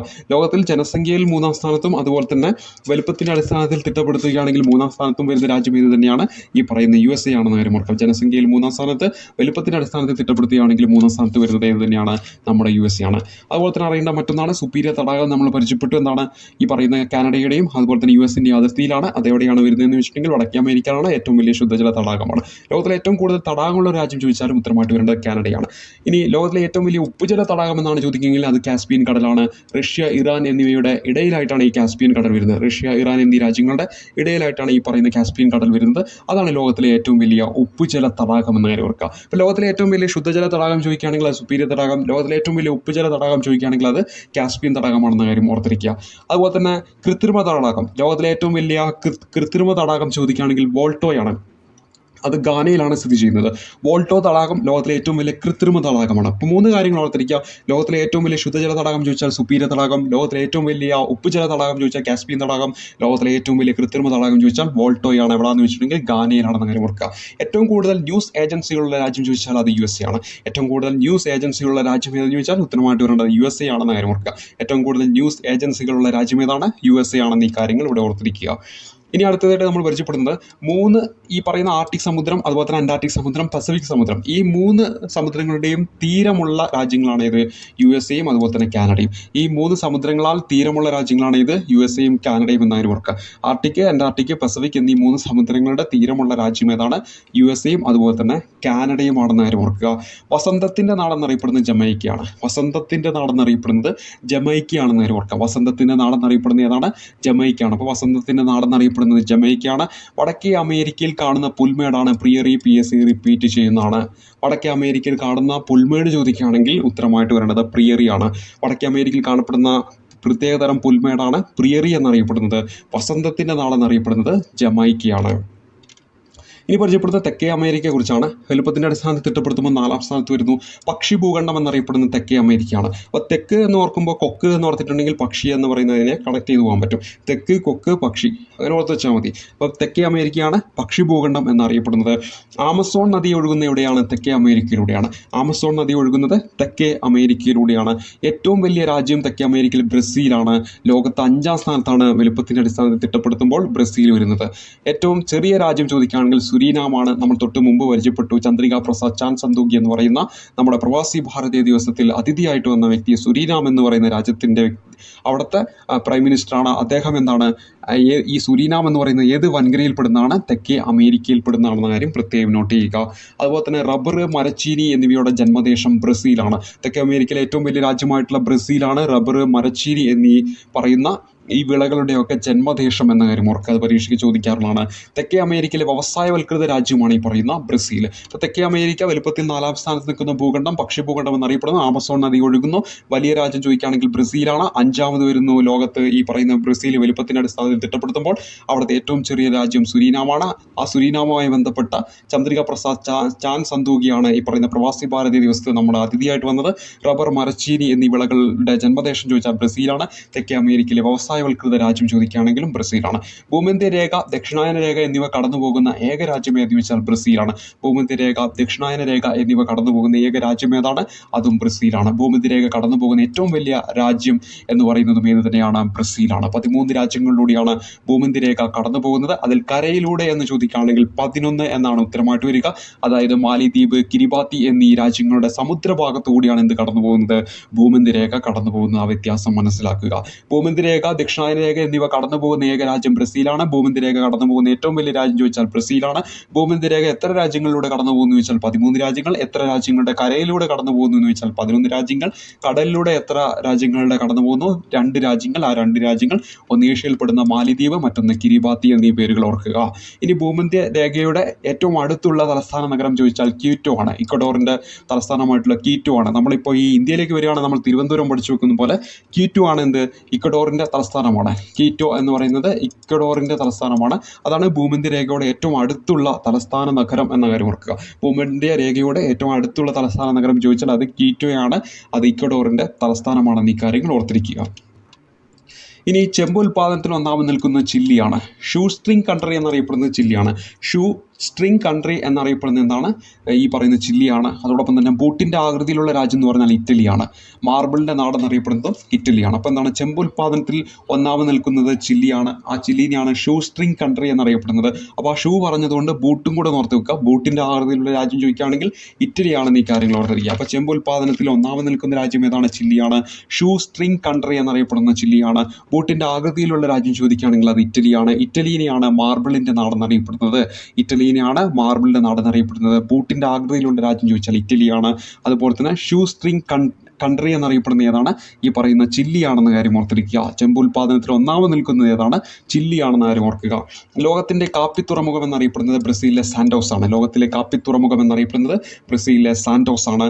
കനാലുകളുടെയും തൊപ്പികളുടെയും നാടെന്നറിയപ്പെടുന്നത് പനാമയാണ്. കനാലുകളുടെയും തൊപ്പികളുടെയും നാടെന്നറിയപ്പെടുന്നത് തെക്കേ അമേരിക്കയിലെ പനാമയാണെന്ന കാര്യം ഓർക്കുക. തെക്കേ അമേരിക്കയിലെ ഉയർന്ന കൊടുമുടിയാണ് അക്കൻകാഹോ. പരീക്ഷയ്ക്ക് ചോദിച്ചതാണ്. അക്കൻകാഹോ കൊടുമുടി ഏത് ഭൂഖണ്ഡത്തിലാണെന്ന് ചോദിച്ചിട്ടുണ്ടെങ്കിൽ ഉത്തരമായിട്ട് വരേണ്ടത് തെക്കേ അമേരിക്കയിലാണ്. തെക്കേ അമേരിക്കയിലെ ഏറ്റവും ഉയരം കൂടിയ കൊടുമുടി അക്കൻകാഹോ എന്നീ പേരുകൾ ഓർക്കുക. ലോകത്തിലെ കാപ്പി തുറമുഖം സാന്റോസ് ബ്രസീലാണ്. പനാമ എന്ന് പറയുന്നത് കനാലുകളുടെയും തൊപ്പികളുടെയും നാടെന്നറിയപ്പെടുന്നു. അക്കൻകാഹോ തെക്കേ അമേരിക്കയിലെ ഉയർന്ന കൊടുമുടിയാണ്. അതുപോലെ തന്നെ ബൂട്ടിൻ്റെ ആകൃതിയിലുള്ള രാജ്യം റിപ്പീറ്റ് ചെയ്യുന്നതാണ് ഇറ്റലിയാണ്. മാർബിളിൻ്റെ നാടെന്നറിയപ്പെടുന്നതും ഇറ്റലിയാണ്. ഷൂ സ്ട്രിങ് കൺട്രി എന്നറിയപ്പെടുന്നത് ചില്ലിയാണ്. ഏറ്റവും കൂടുതൽ ചെമ്പ് ഉൽപ്പാദിപ്പിക്കുന്നതും ചില്ലിയിലാണെന്ന കാര്യം ഓർക്കുക. ഇനി അന്റാർട്ടിക്ക എന്ന് പറയുന്ന ഭൂഖണ്ഡവുമായി ബന്ധപ്പെട്ട് അറിയേണ്ട കുറച്ച് കാര്യങ്ങൾ. സമുദ്രനിരപ്പിൽ നിന്നും ഏറ്റവും ഉയരത്തിൽ സ്ഥിതി ചെയ്യുന്ന ഭൂഖണ്ഡം ചോദിച്ചാൽ ഉത്തരമായിട്ട് വരേണ്ടത് അന്റാർട്ടിക്കയാണ്. വലുപ്പത്തിൻ്റെ അടിസ്ഥാനത്തിൽ തിട്ടപ്പെടുത്തിയാൽ 5-ാം സ്ഥാനത്ത് വരുന്നത് അന്റാർട്ടിക്കയാണ്. സ്ഥിരമായിട്ട് മനുഷ്യവാസമില്ലാത്ത ഭൂഖണ്ഡം ഏതാണ്? അന്റാർട്ടിക്കയാണ്. വെളുത്ത ഭൂഖണ്ഡം, മരുഭൂഖണ്ഡം എന്നൊക്കെ അറിയപ്പെടുന്നത് അന്റാർട്ടിക്കയാണ്. വെളുത്ത ഭൂഖണ്ഡം, മരുഭൂഖണ്ഡം എന്നറിയപ്പെടുന്ന ഏതാണ്? അന്റാർട്ടിക്കയാണ്. അതുപോലെ തന്നെ ഭൂമിയുടെ ശുദ്ധജലത്തിൻ്റെ 70% ഇവിടെ വരുന്നുണ്ട്, അന്റാർട്ടിക്കയിൽ വരുന്നുണ്ട്. അതുപോലെ തന്നെ ഈ അന്റാർട്ടിക്കയിൽ ആദ്യമായിട്ട് എത്തിയ വ്യക്തിയാണ് റൊണാൾഡ് അമുണ്ട്സെൻ എന്ന കാര്യം ഓർക്കുക. നോർവേക്കാരനായിട്ടുള്ള റൊണാൾഡ് അമുണ്ട്സെൻ ആണ് ആദ്യമായിട്ട് എവിടെ എത്തുന്നത്? അന്റാർട്ടിക്കയിൽ എത്തുന്നത് എന്ന കാര്യം ഓർക്കുക. അന്റാർട്ടിക്കയിലാണ് വോസ്റ്റോക്ക് തടാകം സ്ഥിതി ചെയ്യുന്നത്. ഭൂമിയിൽ ഏറ്റവും കൂടുതൽ തണുപ്പ് രേഖപ്പെടുത്തിയ സ്ഥലം ഏതാണ്? ഈ വോസ്റ്റോക്ക് തടാകത്തിലാണെന്ന കാര്യം ഓർക്കുക. അന്റാർട്ടിക്കയുമായി ബന്ധപ്പെട്ട് ഇന്ത്യയിലെ 3 ഗവേഷണ കേന്ദ്രം അറിയണം. ഒന്ന് ദക്ഷിണ ഗംഗോത്രി. അന്റാർട്ടിക്കയിൽ ഇന്ത്യയുടെ ആദ്യത്തെ ഗവേഷണ കേന്ദ്രമാണ് ദക്ഷിണ ഗംഗോത്രി. രണ്ടാമത് മൈത്രി, മൂന്നാമത് ഭാരതി. അപ്പോൾ ദക്ഷിണ ഗംഗോത്രി, മൈത്രി, ഭാരതി എന്നിവ എന്താണ്? അന്റാർട്ടിക്കയിലെ ഇന്ത്യയുടെ ഗവേഷണ കേന്ദ്രങ്ങളാണ്. ഇപ്പോൾ സമുദ്രനിരപ്പിൽ നിന്നും ഏറ്റവും ഉയരത്തിൽ സ്ഥിതി ചെയ്യുന്ന ഭൂഖണ്ഡം അന്റാർട്ടിക്ക. അതുപോലെ തന്നെ വലിപ്പത്തിൽ 5-ാം സ്ഥാനത്ത് വരുന്ന ഭൂഖണ്ഡം അന്റാർട്ടിക്ക. സ്ഥിരമായിട്ട് മനുഷ്യവാസമില്ലാത്ത ഭൂഖണ്ഡം അന്റാർട്ടിക്ക. വെളുത്ത ഭൂഖണ്ഡമെന്നും മരുഭൂഖണ്ഡമെന്നും അറിയപ്പെടുന്ന അന്റാർട്ടിക്ക. ഭൂമിയുടെ ശുദ്ധജലത്തിൻ്റെ 70% അന്റാർട്ടിക്കയിൽ. അതുപോലെ തന്നെ ഈ പറയുന്ന അന്റാർട്ടിക്കയിൽ ആദ്യമായിട്ട് എത്തിയ വ്യക്തി റൊണാൾഡ് അമുണ്ട്സെൻ ആണ്. അദ്ദേഹം നോർവേക്കാരനാണ്. വോസ്റ്റോക്ക് തടാകം അന്റാർട്ടിക്കയിലാണ്. ഭൂമിയിൽ ഏറ്റവും കൂടുതൽ തണുപ്പ് രേഖപ്പെടുത്തിയ സ്ഥലമാണ് വോസ്റ്റോക്ക് തടാകം. അതുപോലെ തന്നെ അന്റാർട്ടിക്കയിലെ ഗവേഷണ കേന്ദ്രങ്ങളാണ് ഇന്ത്യ സ്ഥാപിച്ചിട്ടുള്ളത്. ദക്ഷിണ ഗംഗോത്രി, രണ്ടാമത് മൈത്രി വരുന്നുണ്ട്, മൂന്നാമത് ഭാരതിയും വരുന്നുണ്ട്. ഇനി ഈ നോർവേയെ കുറിച്ച് പറയുകയാണെങ്കിൽ എപ്പോഴും PSC ചോദിക്കുന്ന ഒരു ചോദ്യം, സമാധാന നോബൽ സമ്മാനത്തിൽ സമാധാന നോബൽ നൽകുന്നത് ഏതാണ്? ഈ പറയുന്ന നോർവേയാണ്. ബാക്കി എല്ലാ പുരസ്കാരങ്ങളും നൽകുന്നത് സ്വീഡനാണ്. അപ്പം നോർവേയാണ് സമാധാനത്തിനുള്ള നോബൽ നൽകുന്നത്, ബാക്കിയെല്ലാം നൽകുന്നത് സ്വീഡനാണെന്ന് ഈ കാര്യങ്ങൾ ഓർത്തിരിക്കുക. അപ്പോൾ സമാധാനത്തിനുള്ള നോബൽ സമ്മാനം നൽകുന്ന ഏത് രാജ്യമാണ്? നോർവേയാണ്. ആ നോർവേയിലെ റൊണാൾഡ് അമുണ്ട്സെൻ ആണ് ആദ്യമായിട്ട് എവിടെ എത്തിയത്? അന്റാർട്ടിക്കയിൽ എത്തിയത്. ബാക്കിയെല്ലാം നോബൽ സമ്മാനം നൽകുന്നത് സ്വീഡനാണെന്ന് ഈ കാര്യങ്ങൾ ഓർത്തിരിക്കുക. ഇനി അടുത്ത യൂറോപ്പ് എന്ന് പറയുന്ന ഭൂഖണ്ഡമാണ് പരിചയപ്പെടുന്നത്. വലുപ്പത്തിൻ്റെ അടിസ്ഥാനത്തിൽ തിട്ടപ്പെടുത്തുകയാണെങ്കിൽ 6-ാം സ്ഥാനത്ത് വരുന്നു ഉപദ്വീപുകളുടെ വൻകര. ഉപദ്വീപുകളുടെ വൻകര എന്നറിയപ്പെടുന്നത് യൂറോപ്പാണ്. മരുഭൂമി ഇല്ലാത്ത ഭൂഖണ്ഡം ചോദിച്ചാൽ അത് യൂറോപ്പാണ്. മരുഭൂഖണ്ഡം എന്നറിയപ്പെടുന്നത് അന്റാർട്ടിക്കയാണ്. മരുഭൂമികൾ കൂടുതലുള്ളത് ചോദിച്ചാൽ അത് ആഫ്രിക്കയാണ്. മൂന്നും പഠിച്ചു വെക്കുക. മരുഭൂമി ഇല്ല എങ്കിൽ അത് യൂറോപ്പ്. മരുഭൂമി ഏറ്റവും കൂടുതൽ, രാജ്യങ്ങൾ ഏറ്റവും കൂടുതൽ, അത് ആഫ്രിക്കയിലാണ്. മരുഭൂഖണ്ഡം എന്നറിയപ്പെടുന്നത്, വെളുത്ത ഭൂഖണ്ഡം എന്നറിയപ്പെടുന്നത് അന്റാർട്ടിക്ക. കറുത്ത ഭൂഖണ്ഡം എന്നറിയപ്പെടുന്നത് ആഫ്രിക്കയാണ്. ഉപദ്വീപുകളുടെ വൻകര എന്നറിയപ്പെടുന്നത് യൂറോപ്പാണ്. ഏറ്റവും കൂടുതൽ വികസിത രാജ്യങ്ങളുള്ളത്, ഏറ്റവും കൂടുതൽ രാജ്യങ്ങളെന്നാണെങ്കിൽ അത് ആഫ്രിക്കയാണ്. എന്നാൽ ഏറ്റവും കൂടുതൽ വികസിത രാജ്യങ്ങളെന്നാണ് ചോദിക്കുന്നതെങ്കിൽ അത് യൂറോപ്പാണെന്ന് കാര്യം ഓർക്കുക. യൂറോപ്പിൻ്റെ വ്യവസായ തലസ്ഥാനം എന്നറിയപ്പെടുന്ന സൂറിച്ചും നിയമ തലസ്ഥാനം എന്നറിയപ്പെടുന്ന ഹേഗുമാണ്. യൂറോപ്പിൻ്റെ വ്യവസായ തലസ്ഥാനം എന്നറിയപ്പെടുന്ന സൂറിച്ച്, നിയമ തലസ്ഥാനം എന്നറിയപ്പെടുന്നത് എവിടെയാണ്? ഹേഗാണെന്ന കാര്യം ഓർക്കുക. ഇനി പഴക്കമുള്ള ദേശീയ പതാക, ലോകത്തിലെ ഏറ്റവും പഴക്കമുള്ള ദേശീയ പതാകയുള്ളത് ഡെൻമാർക്കിനാണ് ലോകത്തെ ഏറ്റവും പഴക്കമുള്ള ദേശീയ പതാകയുള്ളത് എന്ന കാര്യം ഓർത്തിരിക്കുക. അതുപോലെ തന്നെ മതനവീകരണം ആരംഭിച്ച് ജർമ്മനിയിലും നവോത്ഥാനം ആരംഭിച്ചത് ഇറ്റലിയിലുമാണെന്ന കാര്യം പ്രത്യേകം നോട്ട് ചെയ്യുക. പരീക്ഷയ്ക്ക് ചോദിക്കും, മതനവീകരണം ആരംഭിച്ച രാജ്യം ഏത്? ജർമ്മനി. ലോക ചരിത്രം എന്ന് പറയുന്ന ഒരു ടോപ്പിക് നമുക്കുണ്ട്, അവിടെ ഈ ഒരു ചോദ്യം പ്രതീക്ഷിക്കാം. മതനവീകരണം ആരംഭിച്ചത് ജർമ്മനിയാണ്. നവോത്ഥാനം ആരംഭിച്ചത് ഇറ്റലിയിലാണ്. നവോത്ഥാനം ആരംഭിച്ചത് ഇറ്റലിയിലാണെങ്കിൽ മതനവീകരണം ആരംഭിച്ചത് ജർമ്മനിയിലാണ്. പഴക്കമുള്ള ദേശീയ പതാകയുള്ള ഡെൻമാർക്കിനാണ്. യൂറോപ്പിൻ്റെ വ്യവസായ തലസ്ഥാനം എന്നറിയപ്പെടുന്ന സൂറിച്ചാണെങ്കിൽ നിയമ തലസ്ഥാനം എന്നറിയപ്പെടുന്ന ഹേഗാണ്. അതുപോലെ തന്നെ സൂര്യൻ അസ്തമിക്കാത്ത രാജ്യം ചോദിച്ചാൽ ബ്രിട്ടനാണ്. സൂര്യൻ അസ്തമിക്കാത്ത രാജ്യം ചോദിച്ചാൽ ബ്രിട്ടനാണ്. ഉദയസൂര്യൻ്റെ നാട് നമ്മൾ പരിചയപ്പെട്ടു, ജപ്പാനാണ്. സൂര്യൻ അസ്തമിക്കാത്ത നാട് ചോദിച്ചിട്ടുണ്ടെങ്കിൽ, രാജ്യം ചോദിച്ചിട്ടുണ്ടെങ്കിൽ ഏതാണ്? ബ്രിട്ടനാണെന്ന് കാര്യം ഓർക്കുക. അപ്പോൾ സൂര്യൻ അസ്തമിക്കാത്ത രാജ്യം ഏതെന്നൊരു ചോദ്യം ചോദിക്കുകയാണെങ്കിൽ അവിടെ ഉത്തരമായിട്ട് വരേണ്ട ഏതാണ്? ബ്രിട്ടനാണെന്ന് കാര്യം ഓർക്കുക. ഒരിക്കലും ഉറങ്ങാത്ത നഗരം പരിചയപ്പെട്ടിട്ടുണ്ട്, ഏതാണ്? നമ്മുടെ കെയ്റോയാണ്. ഒരിക്കലും ഉറങ്ങാത്ത നഗരം നമ്മളെന്താ പരിചയപ്പെട്ടത്? കെയ്റോയാണ്. സൂര്യൻ അസ്തമിക്കാത്ത രാജ്യം പരിചയപ്പെട്ടു ബ്രിട്ടനാണ്. യൂറോപ്പിലെ ഹരിത ഹൃദയം എന്നറിയപ്പെടുന്നത് ലക്സംബർഗാണ്. തൊട്ടു മുമ്പ് പരിചയപ്പെട്ടു ആഫ്രിക്കയുടെ ഹൃദയം ബറൂണ്ടി, ആഫ്രിക്കയുടെ നിലച്ച ഹൃദയം ചാടാണ്. ആഫ്രിക്കയുടെ നിറച്ച ഹൃദയം എന്നറിയപ്പെടുന്ന ചാടും ആഫ്രിക്കയുടെ ഹൃദയം എന്നറിയപ്പെടുന്ന ബറൂഡിയാണ്. യൂറോപ്പിലെ ഹരിത ഹൃദയം എന്നറിയപ്പെടുന്ന ലക്സംബർഗാണ്. യൂറോപ്പിലെ ഹരിത ഹൃദയം എന്നറിയപ്പെടുന്ന ലക്സംബർഗാണ്. ആഫ്രിക്കയുടെ ഹൃദയം എന്നറിയപ്പെടുന്ന ബറൂഡിയാണ്. ആഫ്രിക്കയുടെ നിലച്ച ഹൃദയം എന്നറിയപ്പെടുന്നത് ചാടാണ്. 1000 തടാകങ്ങളുടെ നാടെന്നറിയപ്പെടുന്നത് ഫിൻലാൻഡാണ്. 1000 തടാകങ്ങളുടെ നാടെന്നറിയപ്പെടുന്നത് ഏതാണ്? ഫിൻലാൻഡ് ആണെന്ന കാര്യം ഓർക്കാം. അപ്പോൾ എന്തിനാണ് 1000 തടാകങ്ങളുടെ നാടെന്നറിയപ്പെടുന്നത്? ഉത്തരമായിട്ട് വരേണ്ടത് ഫിൻലാൻഡ് ആണ്. 1000 തടാകങ്ങളുടെ നാട് PS ചോദിക്കുന്നതാണ്. ഉത്തരമായിട്ട് വരേണ്ടത് ഫിൻലാൻഡ് ആണെന്ന കാര്യം ഓർക്കുക. ലോകത്തിലെ ഏറ്റവും കൂടുതൽ തടാകങ്ങളുള്ള രാജ്യം ചോദിച്ചാൽ അത് കാനഡയാണ്. എന്നാൽ 1000 തടാകങ്ങളുടെ നാടെന്നറിയപ്പെടുന്നത് ഫിൻലാൻഡ് ആണ്. മരതക ദ്വീപ് എന്നറിയപ്പെടുന്ന അയർലാൻഡ് ആണ്. വലിയ ദ്വീപ് ഏതാണ്? ഗ്രീൻലാൻഡ് ആണ്. ലോകത്തിലെ ഏറ്റവും വലിയ ദ്വീപ് ഗ്രീൻലാൻഡ് ആണ്. അതുപോലെ തന്നെ മരതക ദ്വീപ് എന്നറിയപ്പെടുന്നത് അയർലാൻഡ് ആണെന്ന കാര്യം ഓർക്കുക. ലോകത്തിലെ ഏറ്റവും വലിയ ദ്വീപ് ചോദിക്കുകയാണെങ്കിൽ അതേതാണ്? ഗ്രീൻലാൻഡ് ആണ്. എന്നാൽ മരതക ദ്വീപ് എന്നറിയപ്പെടുന്ന ഏതാണ്? അയർലാൻഡ് ആണ്. അതുപോലെ തന്നെ ഡാനൂബ് നദി ഏറ്റവും കൂടുതൽ രാജ്യ തലസ്ഥാനങ്ങളിലൂടെ ഒഴുകുന്ന നദി ചോദിച്ചാൽ അതേതാണ്? ഡാനൂബ് നദിയാണ്. ഏറ്റവും കൂടുതൽ രാജ്യ തലസ്ഥാനങ്ങളിലൂടെ ഒഴുകുന്ന നദി എന്ന് ചോദിച്ചാൽ ഈ പറയുന്ന യൂറോപ്പിലെ ഡാനൂബ് നദിയാണെന്ന് കാര്യം ഓർക്കുക. ഏറ്റവും കൂടുതൽ രാജ്യ തലസ്ഥാനങ്ങളിലൂടെ ഒഴുകുന്നത് ഡാനൂബ് നദിയാണ്. PS എപ്പോഴും ചോദിക്കാറുള്ളതാണ്. ഇവിടെ യൂറോപ്പുമായി ബന്ധപ്പെട്ട് നമ്മൾ പരിചയപ്പെട്ട പ്രധാന കാര്യങ്ങൾ: 6ാം സ്ഥാനത്താണ് വലുപ്പത്തിൽ. ഉപദ്വീപുകളുടെ വൻകര, മരുഭൂമിയില്ലാത്ത ഭൂഖണ്ഡം. മരുഭൂഖണ്ഡം എന്നറിയപ്പെടുന്ന അന്റാർട്ടിക്ക ആണെങ്കിൽ മരുഭൂമികൾ കൂടുതൽ ആഫ്രിക്കയിൽ. ഏറ്റവും കൂടുതൽ വികസിത രാജ്യങ്ങളാണെങ്കിൽ യൂറോപ്പ്. ഏറ്റവും കൂടുതൽ രാജ്യങ്ങളാണെങ്കിൽ ആഫ്രിക്ക. യൂറോപ്പിൻ്റെ വ്യവസായ തലസ്ഥാനം സൂററ്റ്. നിയമ തലസ്ഥാനം ഹേഗാണ്. പഴക്കമുള്ള ദേശീയ പതാക ഡെൻമാർക്ക്. മതനവീകരണം ആരംഭിച്ച രാജ്യം ജർമ്മനി. നവോത്ഥാനം ആരംഭിച്ച ഇറ്റലിയിലാണ്. സൂര്യൻ അസ്തമിക്കാത്ത രാജ്യം ബ്രിട്ടനാണെങ്കിൽ യൂറോപ്പിലെ ഹൃദയം എന്നറിയപ്പെടുന്ന ലക്സംബർഗ്. ആഫ്രിക്കയുടെ ഹൃദയം ബറൂണ്ടി. ആഫ്രിക്കയുടെ നിലച്ച ഹൃദയം ചാട്. 1000 തടാകങ്ങളുടെ നാട് ഫിൻലാൻഡ്. മരതക ദ്വീപ് എന്നറിയപ്പെടുന്ന അയർലാൻഡ്. ലോകത്തിലെ ഏറ്റവും വലിയ ദ്വീപ് ഗ്രീൻലാൻഡ്. ഡാനൂബ് നദി ഇന്ത്യ ഏറ്റവും കൂടുതൽ തലസ്ഥാനങ്ങളിലൂടെ ഒഴുകുന്ന നദി. ഏറ്റവും കൂടുതൽ രാജ്യ തലസ്ഥാനങ്ങളിലൂടെ ഒഴുകുന്ന നദി ഏതാണ്? ഡാനൂബ് നദിയാണ്. ഇനി യൂറോപ്പിൻ്റെ പടക്കളം എന്നറിയപ്പെടുന്ന ബെൽജിയം ആണെങ്കിൽ യൂറോപ്പിൻ്റെ അടക്കമില്ല എന്നറിയപ്പെടുന്ന സ്വീഡനാണ്. യൂറോപ്പിൻ്റെ കളിസ്ഥലം എന്നറിയപ്പെടുന്നത് സ്വിറ്റ്സർലാൻഡാണ്. യൂറോപ്പിൻ്റെ പടക്കലം എന്നറിയപ്പെടുന്ന ഏതാണ്? ബെൽജിയമാണ്. യൂറോപ്പിൻ്റെ പടക്കളം എന്നറിയപ്പെടുന്ന ബെൽജിയം. യൂറോപ്പിൻ്റെ അറക്കമില്ല എന്നറിയപ്പെടുന്ന സ്വീഡൻ. യൂറോപ്പിൻ്റെ കളിസ്ഥലം എന്നറിയപ്പെടുന്നത് സ്വിറ്റ്സർലാൻഡാണ്. അതുപോലെ തന്നെ ആഡ്രിയാറ്റിക്കിൻ്റെ റാണി വെന്നീസാണ്. പാലങ്ങളുടെ നഗരം എന്നറിയപ്പെടുന്നത് വെന്നീസാണ്. ആഡ്രിയാറ്റിക്കിൻ്റെ റാണി എന്നറിയപ്പെടുന്ന ഏതാണ്? ഈ പറയുന്ന വെന്നീസാണെന്ന കാര്യം ഓർക്കുക. ആഡ്രിയാറ്റിക്കിൻ്റെ റാണി എന്നറിയപ്പെടുന്നത് വെന്നീസാണ്. പാലങ്ങളുടെ നഗരം എന്നറിയപ്പെടുന്നതും വെന്നീസാണ്. ഇംഗ്ലീഷ് ചാനൽ എന്ന് പറയുന്നത് ഇംഗ്ലണ്ടിനെയും ഫ്രാൻസിനെയും തമ്മിൽ വേർതിരിക്കുന്നതാണ് ഇംഗ്ലീഷ് ചാനൽ. നമ്മുടെ കേരളത്തിലെ ഇംഗ്ലീഷ് ചാനൽ ഏതാണ്? മാഹി നദിയാണ്. മാഹി നദി എന്നതാണ് കേരളത്തിൻ്റെ ഇംഗ്ലീഷ് ചാനലാണ്. മാഹി എന്ന് പറയുന്ന സ്ഥലം ഫ്രഞ്ച് അധീനവും അതുപോലെ തന്നെ ഇംഗ്ലണ്ടിൻ്റെ പ്രദേശങ്ങളും വേർതിരിച്ചുകൊണ്ടാണ് ഈ പറയുന്ന മാഹി നദി ഒഴുകുന്നത്. അതുകൊണ്ട് നമ്മൾ പറയുന്നു കേരളത്തിന് ഇംഗ്ലീഷ് ചാനൽ ഏതാണ്? മാഹി നദിയാണ്. അപ്പോൾ ഇംഗ്ലീഷ് ചാനൽ എന്ന് പറയുന്നത് യഥാർത്ഥത്തിൽ എന്താണ്? ഇംഗ്ലണ്ടിൻ്റെയും ഫ്രാൻസിനെയും വേർതിരിക്കുന്ന പ്രദേശമാണ് ഇംഗ്ലീഷ് ചാനൽ എന്ന് പറയുന്നത്. അതുപോലെ തന്നെ ഏഷ്യയെയും യൂറോപ്പിനെയും വേർതിരിക്കുന്ന യുറാൽ പർവ്വതനിരയാണ്. ഏഷ്യയെയും യൂറോപ്പിനെയും വേർതിരിക്കുന്ന യുറാൽ പർവ്വതനിര PS ചോദിക്കുന്നതാണ്. ഇംഗ്ലീഷ് ചാനൽ ഇംഗ്ലണ്ടിനെയും ഫ്രാൻസിനെയും വേർതിരിക്കുന്നു. ഏഷ്യയും യൂറോപ്പിനെയും വേർതിരിക്കുന്ന യുറാൽ പർവ്വതനിരയാണ്. യൂറോപ്പിലെ രോഗി എന്നറിയപ്പെടുന്ന തുർക്കിയാണെങ്കിൽ ഏഷ്യയുടെ രോഗി പരിചയപ്പെട്ടു കഴിഞ്ഞു. മ്യാൻമാർ ആണ്. യൂറോപ്പിലെ രോഗി എന്നറിയപ്പെടുന്ന തുർക്കിയാണ്. ഏഷ്യയുടെ രോഗി ഏതാണ്? മ്യാൻമാർ ആണ്. അപ്പോൾ നമ്മൾ പരിചയപ്പെടുന്നതാണ് അഡ്രിയാറ്റിക്കിൻ്റെ റാണി എന്നറിയപ്പെടുന്ന വെന്നീസ്. പാലങ്ങളുടെ നഗരം എന്നറിയപ്പെടുന്ന വെന്നീസ്. ഇംഗ്ലീഷ് ചാനൽ എന്ന് പറയുന്നത് ഇംഗ്ലണ്ടിനെയും ഫ്രാൻസിനെയും വേർതിരിക്കുന്നു. ഏഷ്യയും യൂറോപ്പിനെയും വേർതിരിക്കുന്ന യുറാൽ പർവ്വതനിര. യൂറോപ്പിലെ രോഗി എന്നറിയപ്പെടുന്ന തുർക്കി. ഏഷ്യയുടെ രോഗി എന്നറിയപ്പെടുന്നത് മ്യാൻമാർ ആണ്. വെളുത്ത റഷ്യ എന്നറിയപ്പെടുന്ന ബെലാറസ് ആണെങ്കിൽ ചെറിയ റഷ്യ എന്നറിയപ്പെടുന്ന ഉക്രൈനാണ്. വെളുത്ത റഷ്യ എന്നറിയപ്പെടുന്ന ബെലാറസ് ആണെങ്കിൽ ചെറിയ റഷ്യ എന്നറിയപ്പെടുന്നത് ഉക്രൈനാണ്. അപ്പോൾ വെളുത്ത റഷ്യ ബെലാറസ്, ചെറിയ റഷ്യ എന്നറിയപ്പെടുന്ന ഉക്രൈനാണ്. ഏറ്റവും കൂടുതൽ രാജ്യങ്ങളുമായിട്ട് അതിർത്തി പങ്കിടുന്ന യൂറോപ്യൻ രാജ്യം ഏതാണ്? ലോകത്തിലെ ഏറ്റവും വലിയ രാജ്യമായിട്ടുള്ള റഷ്യയാണെന്ന് കാര്യം ഓർക്കുക. ലോകത്തെ ഏറ്റവും കൂടുതൽ വിനോദസഞ്ചാരികൾ എത്തുന്ന രാജ്യം ചോദിക്കുകയാണെങ്കിൽ ഫ്രാൻസ് ആണ്. ലോകത്തിലെ ഏറ്റവും കൂടുതൽ വിനോദസഞ്ചാരികൾ സഞ്ചരിക്കുന്ന രാജ്യം ഏതാണ്? ഫ്രാൻസ് ആണ്. ഏറ്റവും കൂടുതൽ രാജ്യങ്ങളുമായിട്ട് അതിർത്തി പങ്കിടുന്ന യൂറോപ്യൻ രാജ്യം ഏതാണ്? റഷ്യയാണ്. ഇനി കോമിക് സിറ്റി എന്നറിയപ്പെടുന്നത് ബ്രസൽസ് ആണ്. ഈ യൂറോപ്യൻ യൂണിയൻ്റെ ആസ്ഥാനം എവിടെയാണ്? ബ്രസൽസ് ആണ്. ഇപ്പോൾ യൂറോപ്യൻ യൂണിയനിൽ എത്ര രാജ്യങ്ങളുണ്ടെന്ന് ചോദ്യം പ്രതീക്ഷിക്കാം. 27 രാജ്യങ്ങളാണ്. സംഘടനകൾ എന്ന് പറയുന്ന ഒരു ടോപ്പിക് ഉണ്ട്. അവിടെ ഈ ഒരു ചോദ്യം പ്രതീക്ഷിക്കാം. ബ്രിട്ടൻ പോയതിനു ശേഷം എത്ര രാജ്യങ്ങളുണ്ട്? 27 രാജ്യങ്ങളാണ് യൂറോപ്യൻ യൂണിയനിലുള്ളതെന്ന് ആരും പ്രത്യേകം നോട്ട് ചെയ്യുക. അവിടെ തന്നെ യൂറോപ്യൻ യൂണിയൻ്റെ ആസ്ഥാനം ചോദിക്കുകയാണെങ്കിൽ ബ്രസൽസ് ആണ്. ആ ബ്രസൽസിനെയാണ് കോമിക് സിറ്റി എന്നും കൂടെ പറയുന്നത്. ഇനി ഒളിമ്പിക് മെഡൽ നേടുന്ന ജനസംഖ്യ കുറഞ്ഞ രാജ്യം PSCയിൽ ചോദിക്കാൻ സാധ്യതയുള്ള ഒരു ചോദ്യമാണ്. Current affairs. സാൻ മരീനോ ആണ്. സാൻ മരീനോ ആണ് എന്ത് ഒളിമ്പിക് മെഡൽ നേടുന്ന ഈ പറയുന്ന ഏറ്റവും ജനസംഖ്യ കുറഞ്ഞ രാജ്യം എന്ന കാര്യം ഓർക്കുക. അപ്പോൾ സാൻ മരീനോ ഒരു യൂറോപ്യൻ രാജ്യമാണ്. ആ യൂറോപ്യൻ രാജ്യമാണ് എന്ത് ഒളിമ്പിക് മെഡൽ നേടുന്ന ജനസംഖ്യ കുറഞ്ഞ രാജ്യം. ഒരുപക്ഷെ പരീക്ഷയ്ക്ക് ചോദിക്കാം സാൻ മരീനോ ഏത് വൻകരയിൽ പെടുന്നു എന്നൊക്കെ ചോദിച്ചേക്കാം. അവിടെ ഉത്തരമായിട്ട് വരേണ്ടത് എന്താണ്? ഈ പറയുന്ന യൂറോപ്പാണെന്ന കാര്യം ഓർത്തിരിക്കുക. അലസാന്ദ്രെ പെരിലി എന്ന് പറയുന്ന വ്യക്തിയാണ് ട്രാപ്പ് ഷൂട്ടിങ്ങിൽ എന്ത് ലഭിച്ചത്?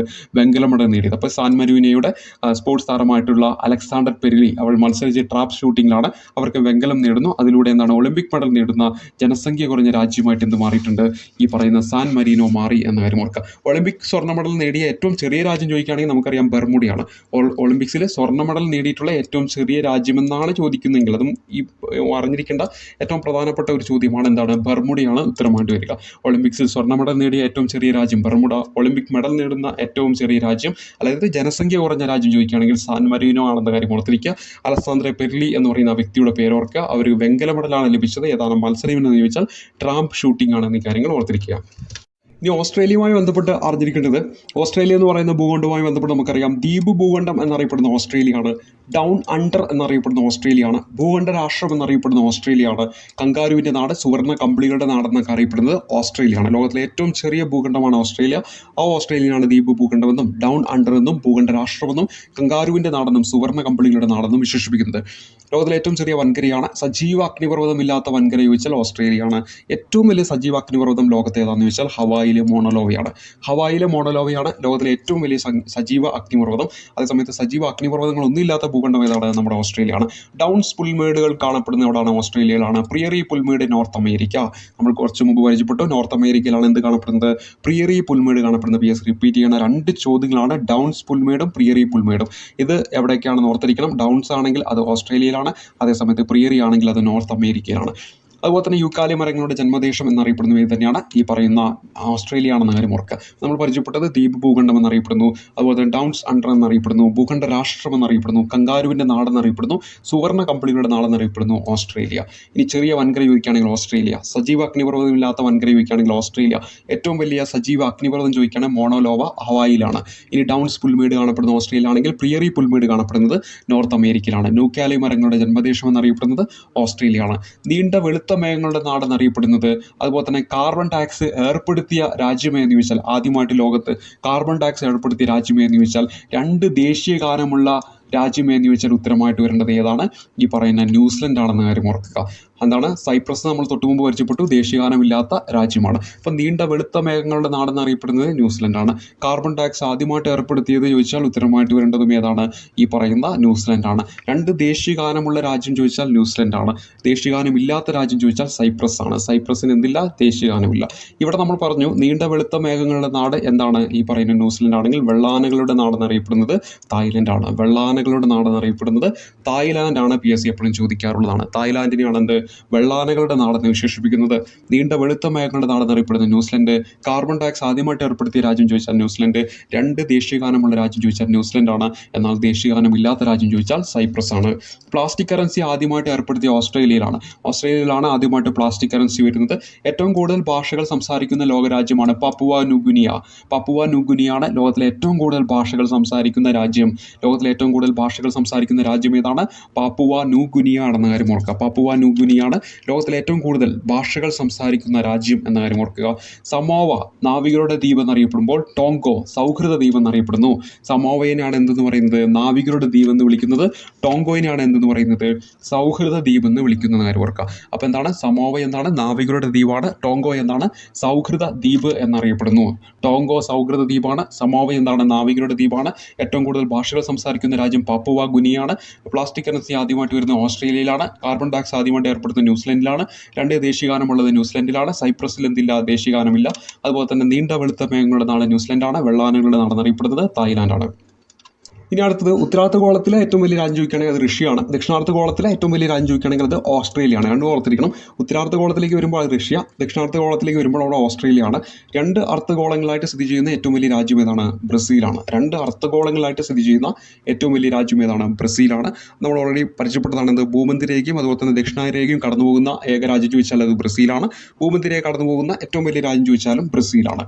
അതുപോലെ തന്നെ ഭൂമധ്യരേഖ കടന്നു പോകുന്ന പടിഞ്ഞാറേ അറ്റത്തെ രാജ്യം ചോദിക്കുകയാണെങ്കിൽ അത് ഇക്വഡോറാണ്. ഭൂമധ്യരേഖ കടന്നു പോകുന്ന പടിഞ്ഞാറേ അറ്റത്തെ രാജ്യം ചോദിച്ചാൽ ഇക്വഡോറാണ്. ഭൂമധ്യരേഖയ്ക്ക് അടുത്ത് ഏറ്റവും അടുത്തുള്ള തലസ്ഥാന നഗരം ചോദിച്ചാൽ ക്യൂറ്റോ ആണ്.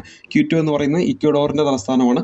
ആ ക്യൂറ്റോയാണ് ഈ പറയുന്ന ഭൂമധ്യരേഖയ്ക്ക് ഏറ്റവും അടുത്ത് സ്ഥിതി ചെയ്യുന്ന തലസ്ഥാന നഗരം. ഇപ്പോൾ ക്യൂറ്റോ എന്ന് പറയുന്നത് ഭൂമധ്യരേഖയ്ക്ക് ഏറ്റവും അടുത്ത് സ്ഥിതി ചെയ്യുന്ന തലസ്ഥാന നഗരമാണ്. അത് ഇക്വഡോറിൽ പെടുന്നതാണ്. അതുപോലെ തന്നെ ഭൂമധ്യരേഖ കടന്നു പോകുന്ന പടിഞ്ഞാറേ അറ്റത്തെ രാജ്യം ചോദിച്ചാലും ഉത്തരമായിട്ട് വരേണ്ടത് ഇക്വഡോറാണ്. ഉത്തരാർദ്ധഗോളത്തിലെ വലിയ രാജ്യം ചോദിച്ചാൽ റഷ്യ, ദക്ഷിണാർദ്ധഗോളത്തിലെ വലിയ രാജ്യം ചോദിച്ചിട്ടുണ്ടെങ്കിൽ ഓസ്ട്രേലിയയാണ്. രണ്ട് അർദ്ധഗോളങ്ങളായിട്ട് സ്ഥിതി ചെയ്യുന്ന ഏറ്റവും വലിയ രാജ്യം ചോദിച്ചാൽ ബ്രസീലാണ്. ഭൂമധ്യരേഖ കടന്നു പോകുന്ന പടിഞ്ഞാറേ അറ്റത്തെ രാജ്യം ചോദിക്കുകയാണെങ്കിൽ ഇക്വഡോറാണ്. ഏറ്റവും അടുത്ത് ഭൂമധ്യരേഖയുടെ ഏറ്റവും അടുത്തുള്ള തലസ്ഥാന നഗരം ചോദിക്കുകയാണെങ്കിൽ ഇക്വഡോറിലെ ക്യൂറ്റോ ആണെന്ന് കാര്യം ഓർത്തിരിക്കുക. ഇക്വഡോറിലെ ക്യൂറ്റോ ആണ് ഉത്തരമായിട്ട് വരേണ്ടത്. ഇനി ജൂനിയർ അമേരിക്ക എന്നറിയപ്പെടുന്നത് കാനഡയാണ്. മഞ്ഞിൻ്റെ നാടെന്നറിയപ്പെടുന്നത്, അതുപോലെ തന്നെ പാതിരാ സൂര്യൻ്റെ മഞ്ഞിൻ്റെ നാടെന്നറിയപ്പെടുന്നത് ഏത് തന്നെയാണ്? കാനഡയാണ്. ജൂനിയർ അമേരിക്ക എന്നും മഞ്ഞിൻ്റെ നാടെന്ന് അറിയപ്പെടുന്ന ഏതാണ്? കാനഡയാണ്. എന്നാൽ പാതിരാ സൂര്യൻ്റെ നാടെന്നറിയപ്പെടുന്നത് നോർവേയാണ്. ഉദയ സൂര്യൻ്റെ നാടെന്നറിയപ്പെടുന്ന ഏതാണ്? ജപ്പാനാണ്. പാതിരാ സൂര്യൻ്റെ നാടെന്നറിയപ്പെടുന്ന ഏതാണ്? ഈ പറയുന്ന നോർവേയാണ്. ഉദയ സൂര്യൻ്റെ നാടെന്നറിയപ്പെടുന്നത് ഏതാണെന്ന് വെച്ചാൽ അവിടെ ഉത്തരമായിട്ട് വരേണ്ടത് ജപ്പാനാണ്. മഞ്ഞിൻ്റെ നാടെന്നും അതുപോലെ തന്നെ ജൂനിയർ അമേരിക്ക എന്നറിയപ്പെടുന്നത് കാനഡയാണ്. മഞ്ഞിൻ്റെ നാടെന്നും അതുപോലെ തന്നെ ജൂനിയർ അമേരിക്ക എന്നറിയപ്പെടുന്നു. പാതിരാ സൂര്യൻ്റെ നാടെന്നറിയപ്പെടുന്നത് നോർവേയാണ്. ഉദയ സൂര്യൻ്റെ നാടെന്നറിയപ്പെടുന്നത് ജപ്പാനാണ്. കെൻറ്റ് ഇംഗ്ലണ്ടിൻ്റെ പൂന്തോട്ടമാണ്. പോർച്ചുഗലാണ് എന്താണ് കടൽ വളർത്തിയ പൂന്തോട്ടം എന്നറിയപ്പെടുന്നത്. കടൽ വളർത്തിയ പൂന്തോട്ടം എന്നറിയപ്പെടുന്നത് പോർച്ചുഗലാണ്. നൈലിൻ്റെ ധാരം പിരമിഡുകളുടെ നാടെന്നൊക്കെ അറിയപ്പെടുന്നത് ഈജിപ്താണ്. നൈലിൻ്റെ ധാരം പിരമിഡുകളുടെ നാടെന്നൊക്കെ അറിയപ്പെടുന്നത് ഏതാണ്? ഈജിപ്താണെന്ന് ഈ കാര്യങ്ങൾ ഓർത്തിരിക്കുക. നൈലിൻ്റെ ധാരം പിരമിഡുകളുടെ നാടെന്നൊക്കെ അറിയപ്പെടുന്നത് ഈജിപ്താണ്. ഇത്രയും കാര്യങ്ങളാണ് നമ്മുടെ ഈ ഒരു വൻകരകൾ എന്ന് പറയുന്ന ടോപ്പിക്കുമായി ബന്ധപ്പെട്ട് നമ്മളിവിടെ റിവിഷൻ ചെയ്യുന്ന വളരെ ഇമ്പോർട്ടൻ്റ് ആയിട്ടുള്ള കാര്യങ്ങളാണ് നിങ്ങൾ മുന്നിലേക്കൊന്ന് ഷെയർ ചെയ്തത്. ഈ ഒരു ടോപ്പിക് എന്ന് പറയുമ്പോൾ ഇവിടെ വെച്ച് അവസാനിപ്പിക്കാനുള്ള ഒരു ടോപ്പിക്കൊന്നും അല്ല. പക്ഷേ അതിലെ ഏറ്റവും പ്രധാനപ്പെട്ട കാര്യങ്ങൾ ജസ്റ്റ് നിങ്ങൾ മുന്നിലേക്കൊന്ന് പരിചയപ്പെടുത്തിയെന്ന് മാത്രം. ഒരു ഗൈഡുകളിലൊക്കെ പറഞ്ഞിട്ടുള്ളതും മുൻകാല പരീക്ഷയിലൊക്കെ ചോദിച്ചിട്ടുള്ളതായിട്ടുള്ള പ്രധാനപ്പെട്ട കാര്യങ്ങളാണ് നമ്മൾ പരിചയപ്പെടുത്തിയത്. ഈ കൂടുതൽ കാര്യങ്ങളൊക്കെ വരുന്ന ക്ലാസ്സുകളിലൊക്കെ ഉൾപ്പെടുത്തിക്കൊണ്ട് ബാക്കി കാര്യങ്ങളൊക്കെ നമുക്ക് ഇമ്പോർട്ടൻ്റ് ആയിട്ടുണ്ടെങ്കിൽ അത് നമുക്കൊന്ന് ഷെയർ ചെയ്യാവുന്നതാണ്. അപ്പോൾ ഈ ഒരു റിവിഷൻ ക്ലാസ് ഇവിടെ വെച്ച് അവസാനിപ്പിക്കുകയാണ്. അടുത്തായിട്ട് നമ്മൾ പരിചയപ്പെടുന്നത് കല എന്ന ടോപ്പിക്കുമായി ബന്ധപ്പെട്ട് അറിയേണ്ട കുറച്ച് ഇമ്പോർട്ടൻ്റ് കാര്യങ്ങളാണ്. കേരളത്തിലെ കലകൾ എന്ന് പറയുന്ന ടോപ്പിക്കുമായി ബന്ധപ്പെട്ട് നമ്മൾ ഓൾറെഡി കഥകളിയുമായി ബന്ധപ്പെട്ട കാര്യങ്ങൾ റിവിഷൻ ചെയ്ത് അവസാനിപ്പിച്ചിട്ടുണ്ടായിരുന്നു. അതിൻ്റെ തുടർച്ചയായിട്ട് നമ്മളിവിടെ പരിചയപ്പെടുത്തുന്നത് മോഹിനിയാട്ടം എന്ന് പറയുന്ന ഒരു ടോപ്പിക്കാണ്. മോഹിനിയാട്ടം എന്ന് പറയുന്ന ടോപ്പിക്കുമായി ബന്ധപ്പെട്ട് നമുക്കറിയാം ക്ലാസിക്കൽ പദവി ലഭിച്ച നൃത്തരൂപമാണ് മോഹിനിയാട്ടം. കഥകളിയും അതുപോലെ തന്നെ മോഹിനിയാട്ടവുമാണ് കേരളത്തിൽ നിന്ന് ക്ലാസിക്കൽ പദവി ലഭിച്ചിട്ടുള്ള നൃത്തരൂപങ്ങൾ എന്ന കാര്യം ഓർക്കുക. അപ്പോൾ രണ്ട് നൃത്തരൂപങ്ങൾക്ക് ക്ലാസിക്കൽ പദവി ലഭിച്ചിട്ടുള്ള ഏക സംസ്ഥാനം ഏത് തന്നെയാണ്? നമ്മുടെ കേരളമാണെന്ന കാര്യം ഓർത്തിരിക്കുക. അപ്പോൾ മോഹിനിയാട്ടവും കഥകളിയും എന്താണ് കേരളത്തിൽ നിന്ന് ക്ലാസിക്കൽ പദവി ലഭിച്ചിട്ടുള്ള നൃത്തരൂപമാണ്. എപ്പോഴും ചോദിക്കാനുള്ളതാണ്, മൊത്തം എത്ര നൃത്തരൂപങ്ങൾക്കാണ് ക്ലാസിക്കൽ പദവി ലഭിച്ചിട്ടുള്ളതെന്ന് വെച്ചിട്ടുണ്ടെങ്കിൽ 8 അതിലൊന്ന് ഭരതനാട്യമാണ്. ഭരതനാട്യവുമായി ബന്ധപ്പെട്ട് അറിയേണ്ടത് ഇന്ത്യയുടെ ദേശീയ നൃത്തരൂപമാണ് ഭരതനാട്യം. ഇത് തമിഴ്നാട്ടിലാണ് ജന്മം കൊണ്ടത്. ആദ്യ കാലഘട്ടത്തിൽ ദാസ്യാട്ടം എന്നറിയപ്പെട്ടത്. എപ്പോഴും ചോദിക്കാനുള്ളതാണ്, ദാസ്യാട്ടം എന്നറിയപ്പെടുന്നത് ഭരതനാട്യമാണ്. പ്രത്യേകം ശ്രദ്ധിക്കുക. അതുപോലെ തന്നെ ചിന്നയ്യ സഹോദരന്മാർ ദാസ്യാട്ടം പരിഷ്കരിച്ചിട്ട് എന്താക്കി മാറ്റുന്നതാണ്? ഭരതനാട്യത്തിന് രൂപം നൽകിയതാണ്.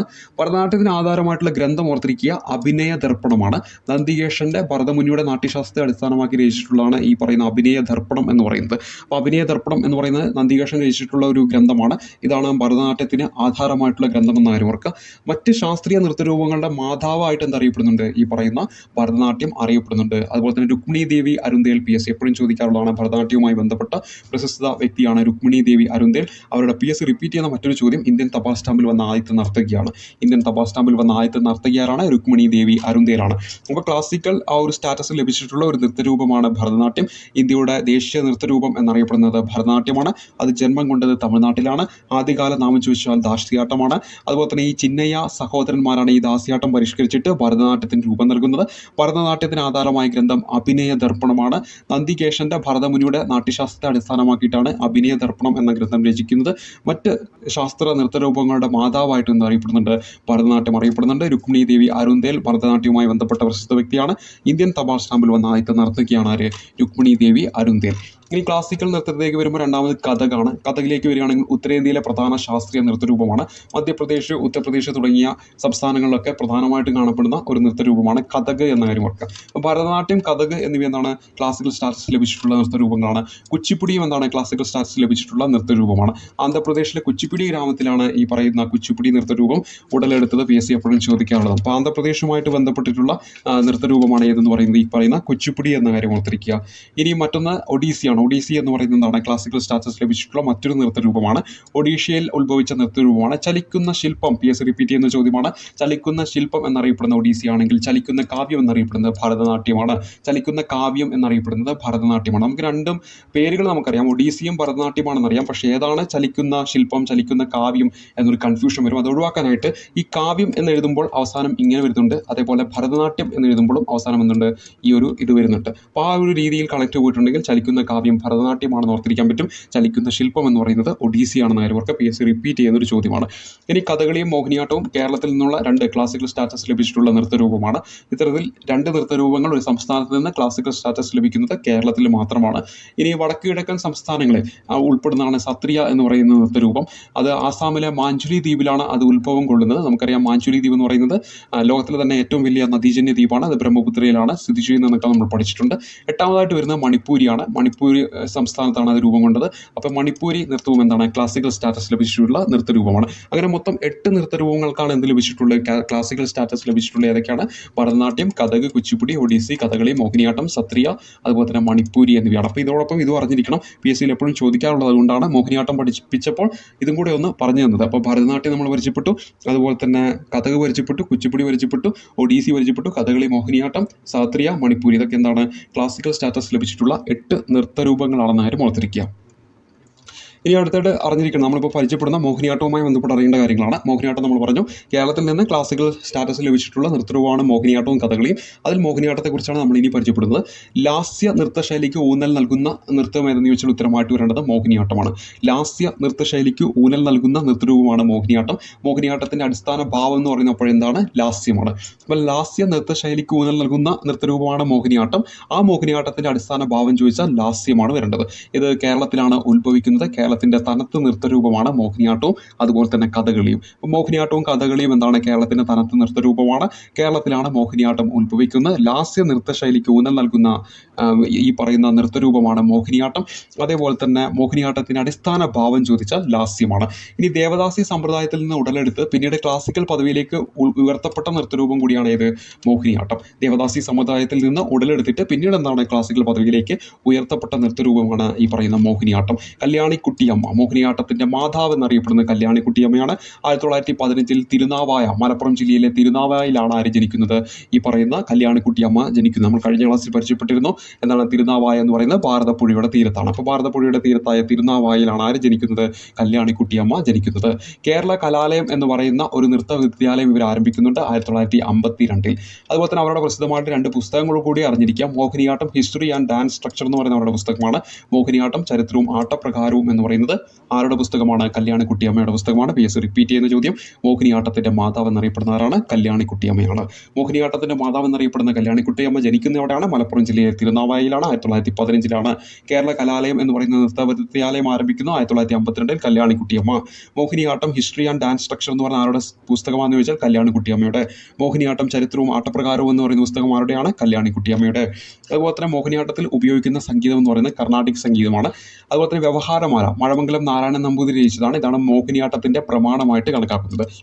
മഴമംഗലം നാരായണൻ നമ്പൂതിരി രചിച്ചിട്ടുള്ള വ്യവഹാരമാലയാണിത് മോഹിനിയാട്ടത്തിൻ്റെ പ്രമാണമായിട്ട് കണക്കാക്കുന്നത് എന്ന കാര്യം ഓർക്കുക. അപ്പോൾ മോഹിനിയാട്ടത്തിൻ്റെ പ്രമാണമായിട്ട് കണക്കാക്കുന്നത് എന്താണ്?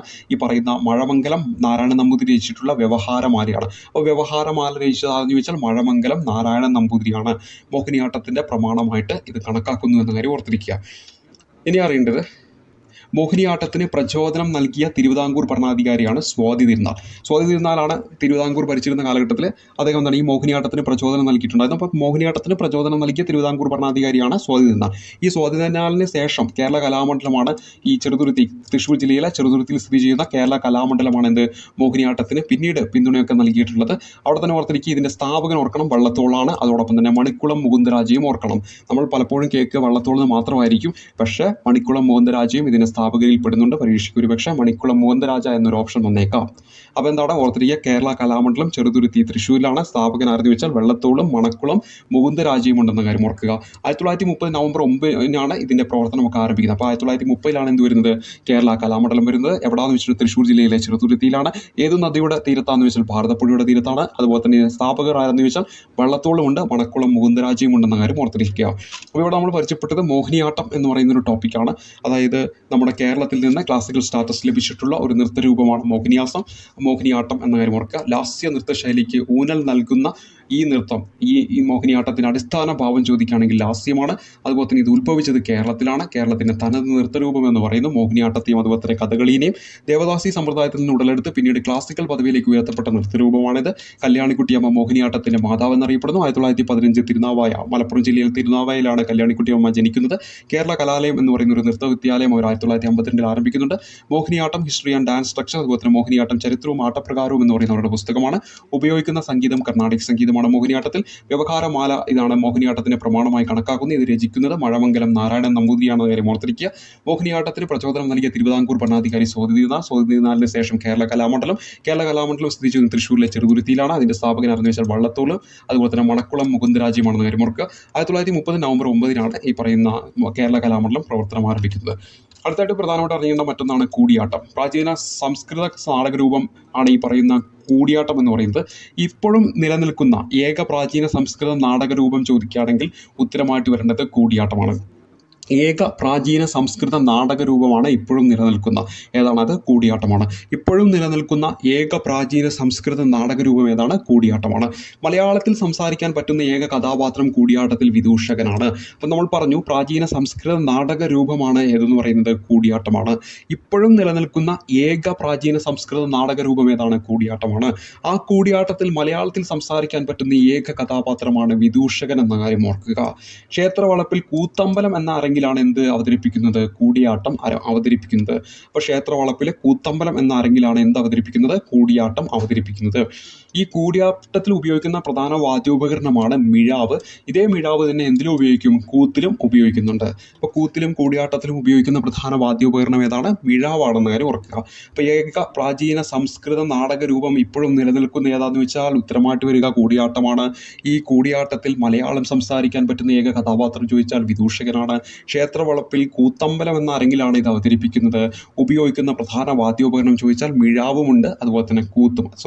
മിഴാവ് എന്ന് പറയുന്ന എന്താണ് ഉപകരണമാണ് ഇതിൽ ഉപയോഗിക്കുന്ന വാദ്യോപകരണം. അതോടൊപ്പം തന്നെ കൂത്ത് എന്ന് പറയുന്ന കലാരൂപത്തിൽ എന്ത് ഉപയോഗിക്കുന്നുണ്ട്? മിഴാവ് ഉപയോഗിക്കുന്നുണ്ടെന്ന കാര്യം ഓർക്കുക. ഇനി 41 ദിവസമാണ് പൂർണ്ണ രൂപത്തിൽ കൂടിയാട്ടം അവതരിപ്പിക്കാൻ വേണ്ടത്. അപ്പോൾ പൂർണ്ണ രൂപത്തിൽ കൂടിയാട്ടം അവതരിപ്പിക്കാൻ എത്ര ദിവസം വേണം? 41 ദിവസം വേണം. ചാക്യാർ എന്ന് പറയുന്നത് കൂടിയാട്ടത്തിലെ പുരുഷ കഥാപാത്രവും സ്ത്രീ കഥാപാത്രത്തെ നങ്ങ്യാർ എന്നുമാണ് വിളിക്കുന്നത്. അപ്പോൾ ഈ പറയുന്ന കൂടിയാട്ടത്തിൽ വേഷമിടുന്ന പുരുഷ കഥാപാത്രത്തെ നമ്മൾ ചാക്യാറെന്നും സ്ത്രീ കഥാപാത്രത്തെ നമ്മൾ നങ്ങ്യാർ എന്നുമാണ് വിളിക്കുന്നതെന്ന കാര്യം ഓർക്കുക. അപ്പോൾ കൂടിയാട്ടത്തിൽ വേഷമിടുന്ന പുരുഷ കഥാപാത്രത്തെ ചാക്യാർ എന്ന് വിളിക്കുന്നു, സ്ത്രീ കഥാപാത്രത്തെ നമ്മൾ നങ്ങ്യാർ എന്നാണ് വിളിക്കുന്നത്. അമ്മന്നൂർ മാധവ ചാക്യാർ കൂടിയാട്ടത്തിൻ്റെ കുലപതി എന്നറിയപ്പെടുന്നു. കൂടിയാട്ടത്തിൻ്റെ കുലപതി എന്നറിയപ്പെടുന്നത്, കുലഗുരു എന്നറിയപ്പെടുന്നത് അമ്മന്നൂർ മാധവ ചാക്യാർ. ഇരിങ്ങാലക്കുടയിലാണ് 1917 മെയ് 13 അദ്ദേഹം ജനിക്കുന്നത് എന്ന കാര്യം ഓർക്കുക. അപ്പോൾ കൂടിയാട്ടത്തിൻ്റെ കുലപതി, കൂടിയാട്ടത്തിൻ്റെ കുലഗുരു എന്നൊക്കെ അറിയപ്പെടുന്ന ആരാണ്? അമ്മന്നൂർ മാധവ ചാക്യാറാണെന്ന കാര്യം ഓർക്കുക. മോഹിനിയാട്ടത്തിൻ്റെ മാതാവ് എന്നറിയപ്പെടുന്ന ആരാണ്? കല്യാണിക്കുട്ടിയമ്മ. രണ്ടും PSC റിപ്പീറ്റ് ചെയ്യുന്നതാണ്. മോഹിനിയാട്ടത്തിൻ്റെ മാതാവ് കല്യാണിക്കുട്ടിയമ്മ, കൂടിയാട്ടത്തിൻ്റെ കുലപതി കുലഗുരു എന്നറിയപ്പെടുന്നത് അമ്മന്നൂർ മാധവ ചാക്യാർ. 1917 മെയ് 13 ഇരിങ്ങാലക്കുടയിലാണ് ജനിക്കുന്നത്. നാട്യകൽപദ്രുമം കൂടിയാട്ടത്തെക്കുറിച്ചുള്ള ഒരു കൃതിയാണ്. അത് രചിച്ചത് ഗുരുമണി മാധവ ചാക്യാറാണ്. ഗുരുമണി മാധവ ചാക്യാർ രചിച്ചിട്ടുള്ള കൂടിയാട്ടത്തെക്കുറിച്ചിട്ടുള്ള ഒരു കൃതിയാണ് ഇത് നാട്യകൽപദ്രുമം എന്ന കാര്യം ഓർക്കുക. നാട്യകൽപദ്രുമം രചിക്കുന്ന ആരാണ്? നമ്മൾ പരിചയപ്പെട്ടു, ഗുരുമണി മാധവ ചാക്യാറാണ്. കൂടിയാട്ടത്തെക്കുറിച്ചിട്ടുള്ള ഒരു കൃതിയാണ് ഈ പറഞ്ഞ നാട്യകൽപദ്രുമം എന്ന കാര്യം ഓർക്കുക. വ്യവഹാരമാല നമ്മൾ പരിചയപ്പെട്ടിരുന്നു. മഴമംഗലം നാരായണൻ നമ്പൂതിരിയാണ് വ്യവഹാരമാല രചിക്കുന്നത്.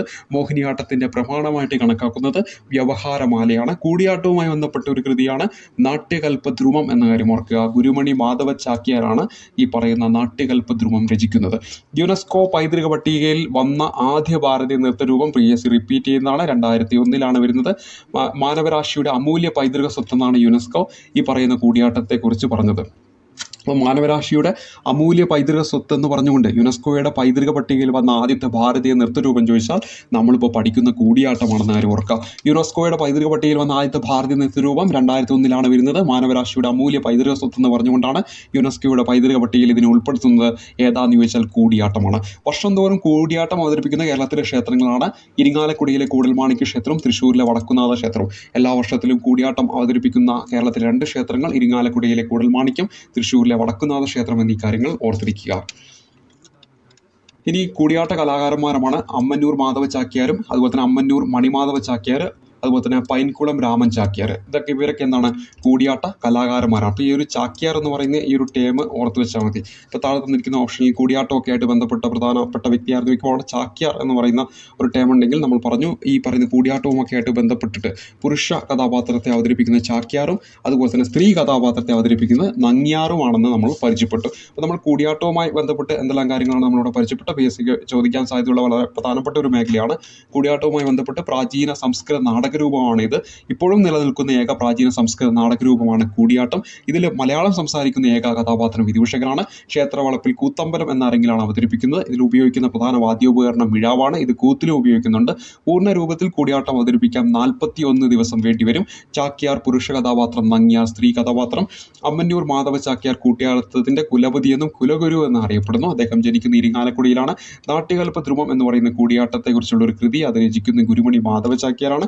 യുനെസ്കോ പൈതൃക പട്ടികയിൽ വന്ന ആദ്യ ഭാരതീയ നൃത്തരൂപം ചോദിച്ചാൽ അത് കൂടിയാട്ടമാണ്. യുനെസ്കോ മാനവരാശിയുടെ അമൂല്യ പൈതൃക സ്വത്തെന്നാണ് കൂടിയാട്ടത്തെക്കുറിച്ച് പറഞ്ഞത്. 2001 വരുന്നത് എന്ന കാര്യം പ്രത്യേകം നോട്ട് ചെയ്യുക. 2001 വരുന്നത്. അതുപോലെ തന്നെ വർഷം തോറും കൂടിയാട്ടം അവതരിപ്പിക്കുന്ന കേരള ക്ഷേത്രങ്ങൾ കൂടമാണിക്യ ക്ഷേത്രം, ഇരിങ്ങാലക്കുട, വടക്കുന്നാഥ ക്ഷേത്രം, തൃശ്ശൂർ എന്നീ കാര്യങ്ങൾ ഓർത്തിരിക്കുക.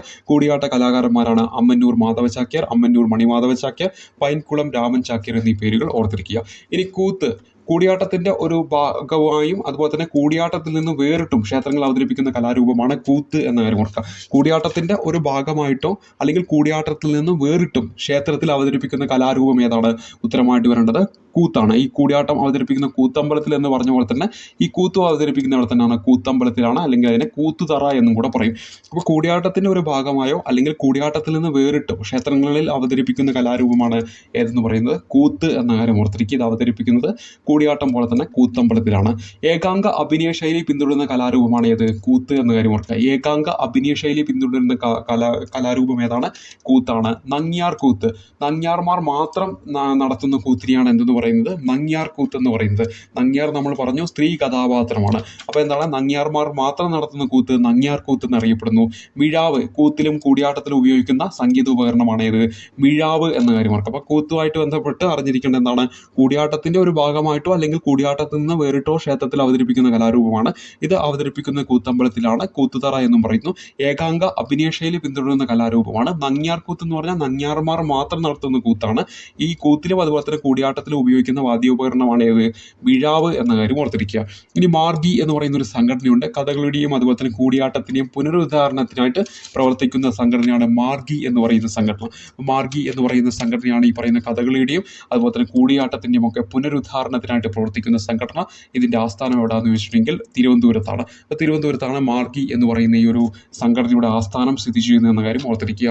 കേരള നടനം എന്ന കാര്യം ഓർക്കുക. ഉടലെടുക്കുന്നത് കഥകളിയിൽ നിന്നാണ്. ഇതിന്റെ സൃഷ്ടാവ് എന്നറിയപ്പെടുന്ന ഗുരു ഗോപിനാഥാണ്. ഗുരു ഗോപിനാഥ് നടന ഗ്രാമം PSC ചോദിക്കുന്നതാണ്. വട്ടിയൂർക്കാവിലാണ് സ്ഥിതി ചെയ്യുന്നത്. അപ്പോൾ വട്ടിയൂർക്കാവിലെ ഗുരു ഗോപിനാഥ് നടന ഗ്രാമം. സൃഷ്ടാവ് ആരാണ്? ഈ കേരള നടനത്തിന്റെ ഗുരു ഗോപിനാഥാണ്. കേരള നടനം ഉടലെടുത്തത് എവിടുന്നാന്ന് ചോദിച്ചാൽ കഥകളിയിൽ നിന്നാണ്. അപ്പോൾ കഥകളിയിൽ നിന്നാണ് കേരള നടനം എന്ന കലാരൂപം ഉടലെടുത്തത്. അതിന്റെ സൃഷ്ടാവ് ആരെന്ന് ചോദിച്ചാൽ ഗുരു ഗോപിനാഥാണ്. ഗുരു ഗോപിനാഥ് നടനഗ്രാമം എവിടെയാണെന്ന് വെച്ചിട്ടുണ്ടെങ്കിൽ വട്ടിയൂർക്കാവ് എന്നീ കാര്യങ്ങൾ ഓർത്തിരിക്കുക. അപ്പോൾ കലയുമായി ബന്ധപ്പെട്ട ഒരു റിവിഷൻ ക്ലാസ്സാണ് ഇവിടെ പറഞ്ഞ് അവസാനിപ്പിക്കുന്നത്. അടുത്ത റിവിഷൻ ക്ലാസ്സിൽ കലയുമായിട്ട് ബന്ധപ്പെട്ടിട്ടുള്ള കൂടുതൽ കാര്യങ്ങൾ നമുക്ക് പറയാവുന്നതാണ്. അപ്പോൾ ഇന്നത്തെ ഈ ഒരു വീഡിയോ ഇവിടെ വെച്ച് അവസാനിപ്പിക്കുകയാണ്. 2 ടോപ്പിക്കുകൾ വളരെ ഇമ്പോർട്ടൻ്റ് ആയിട്ട് ടോപ്പിക്കാണ്. അത് നമ്മൾ വൻകരകളും ലോകരാജ്യങ്ങളൊക്കെ ആയിട്ട് ബന്ധപ്പെട്ട് PSC ഒക്കെ ചോദിക്കാനുള്ള പ്രധാനപ്പെട്ട കാര്യങ്ങൾ റിവിഷൻ ചെയ്തു. അതിനുശേഷം കലയുമായി ബന്ധപ്പെട്ട 2ാമത്തെ റിവിഷൻ ക്ലാസ് അവസാനിപ്പിക്കുകയാണ്. അപ്പോൾ നല്ല രീതിയിൽ പഠിക്കുക. നല്ല രീതിയിൽ പഠിച്ചിട്ടുണ്ടെങ്കിൽ തീർച്ചയായിട്ടും വരുംകാല പരീക്ഷകളിൽ നല്ലൊരു റാങ്ക് നേടിക്കൊണ്ട് നല്ലൊരു ഉദ്യോഗത്തിലേക്ക് വൈകാതെ തന്നെ എത്തുന്നതായിരിക്കും. അപ്പോൾ ഇന്നത്തെ വീഡിയോ ഇവിടെ വെച്ച് അവസാനിപ്പിക്കുകയാണ്. അടുത്തൊരു ക്ലാസ് കാണുമ്പോഴേക്കും നന്ദി, നമസ്കാരം.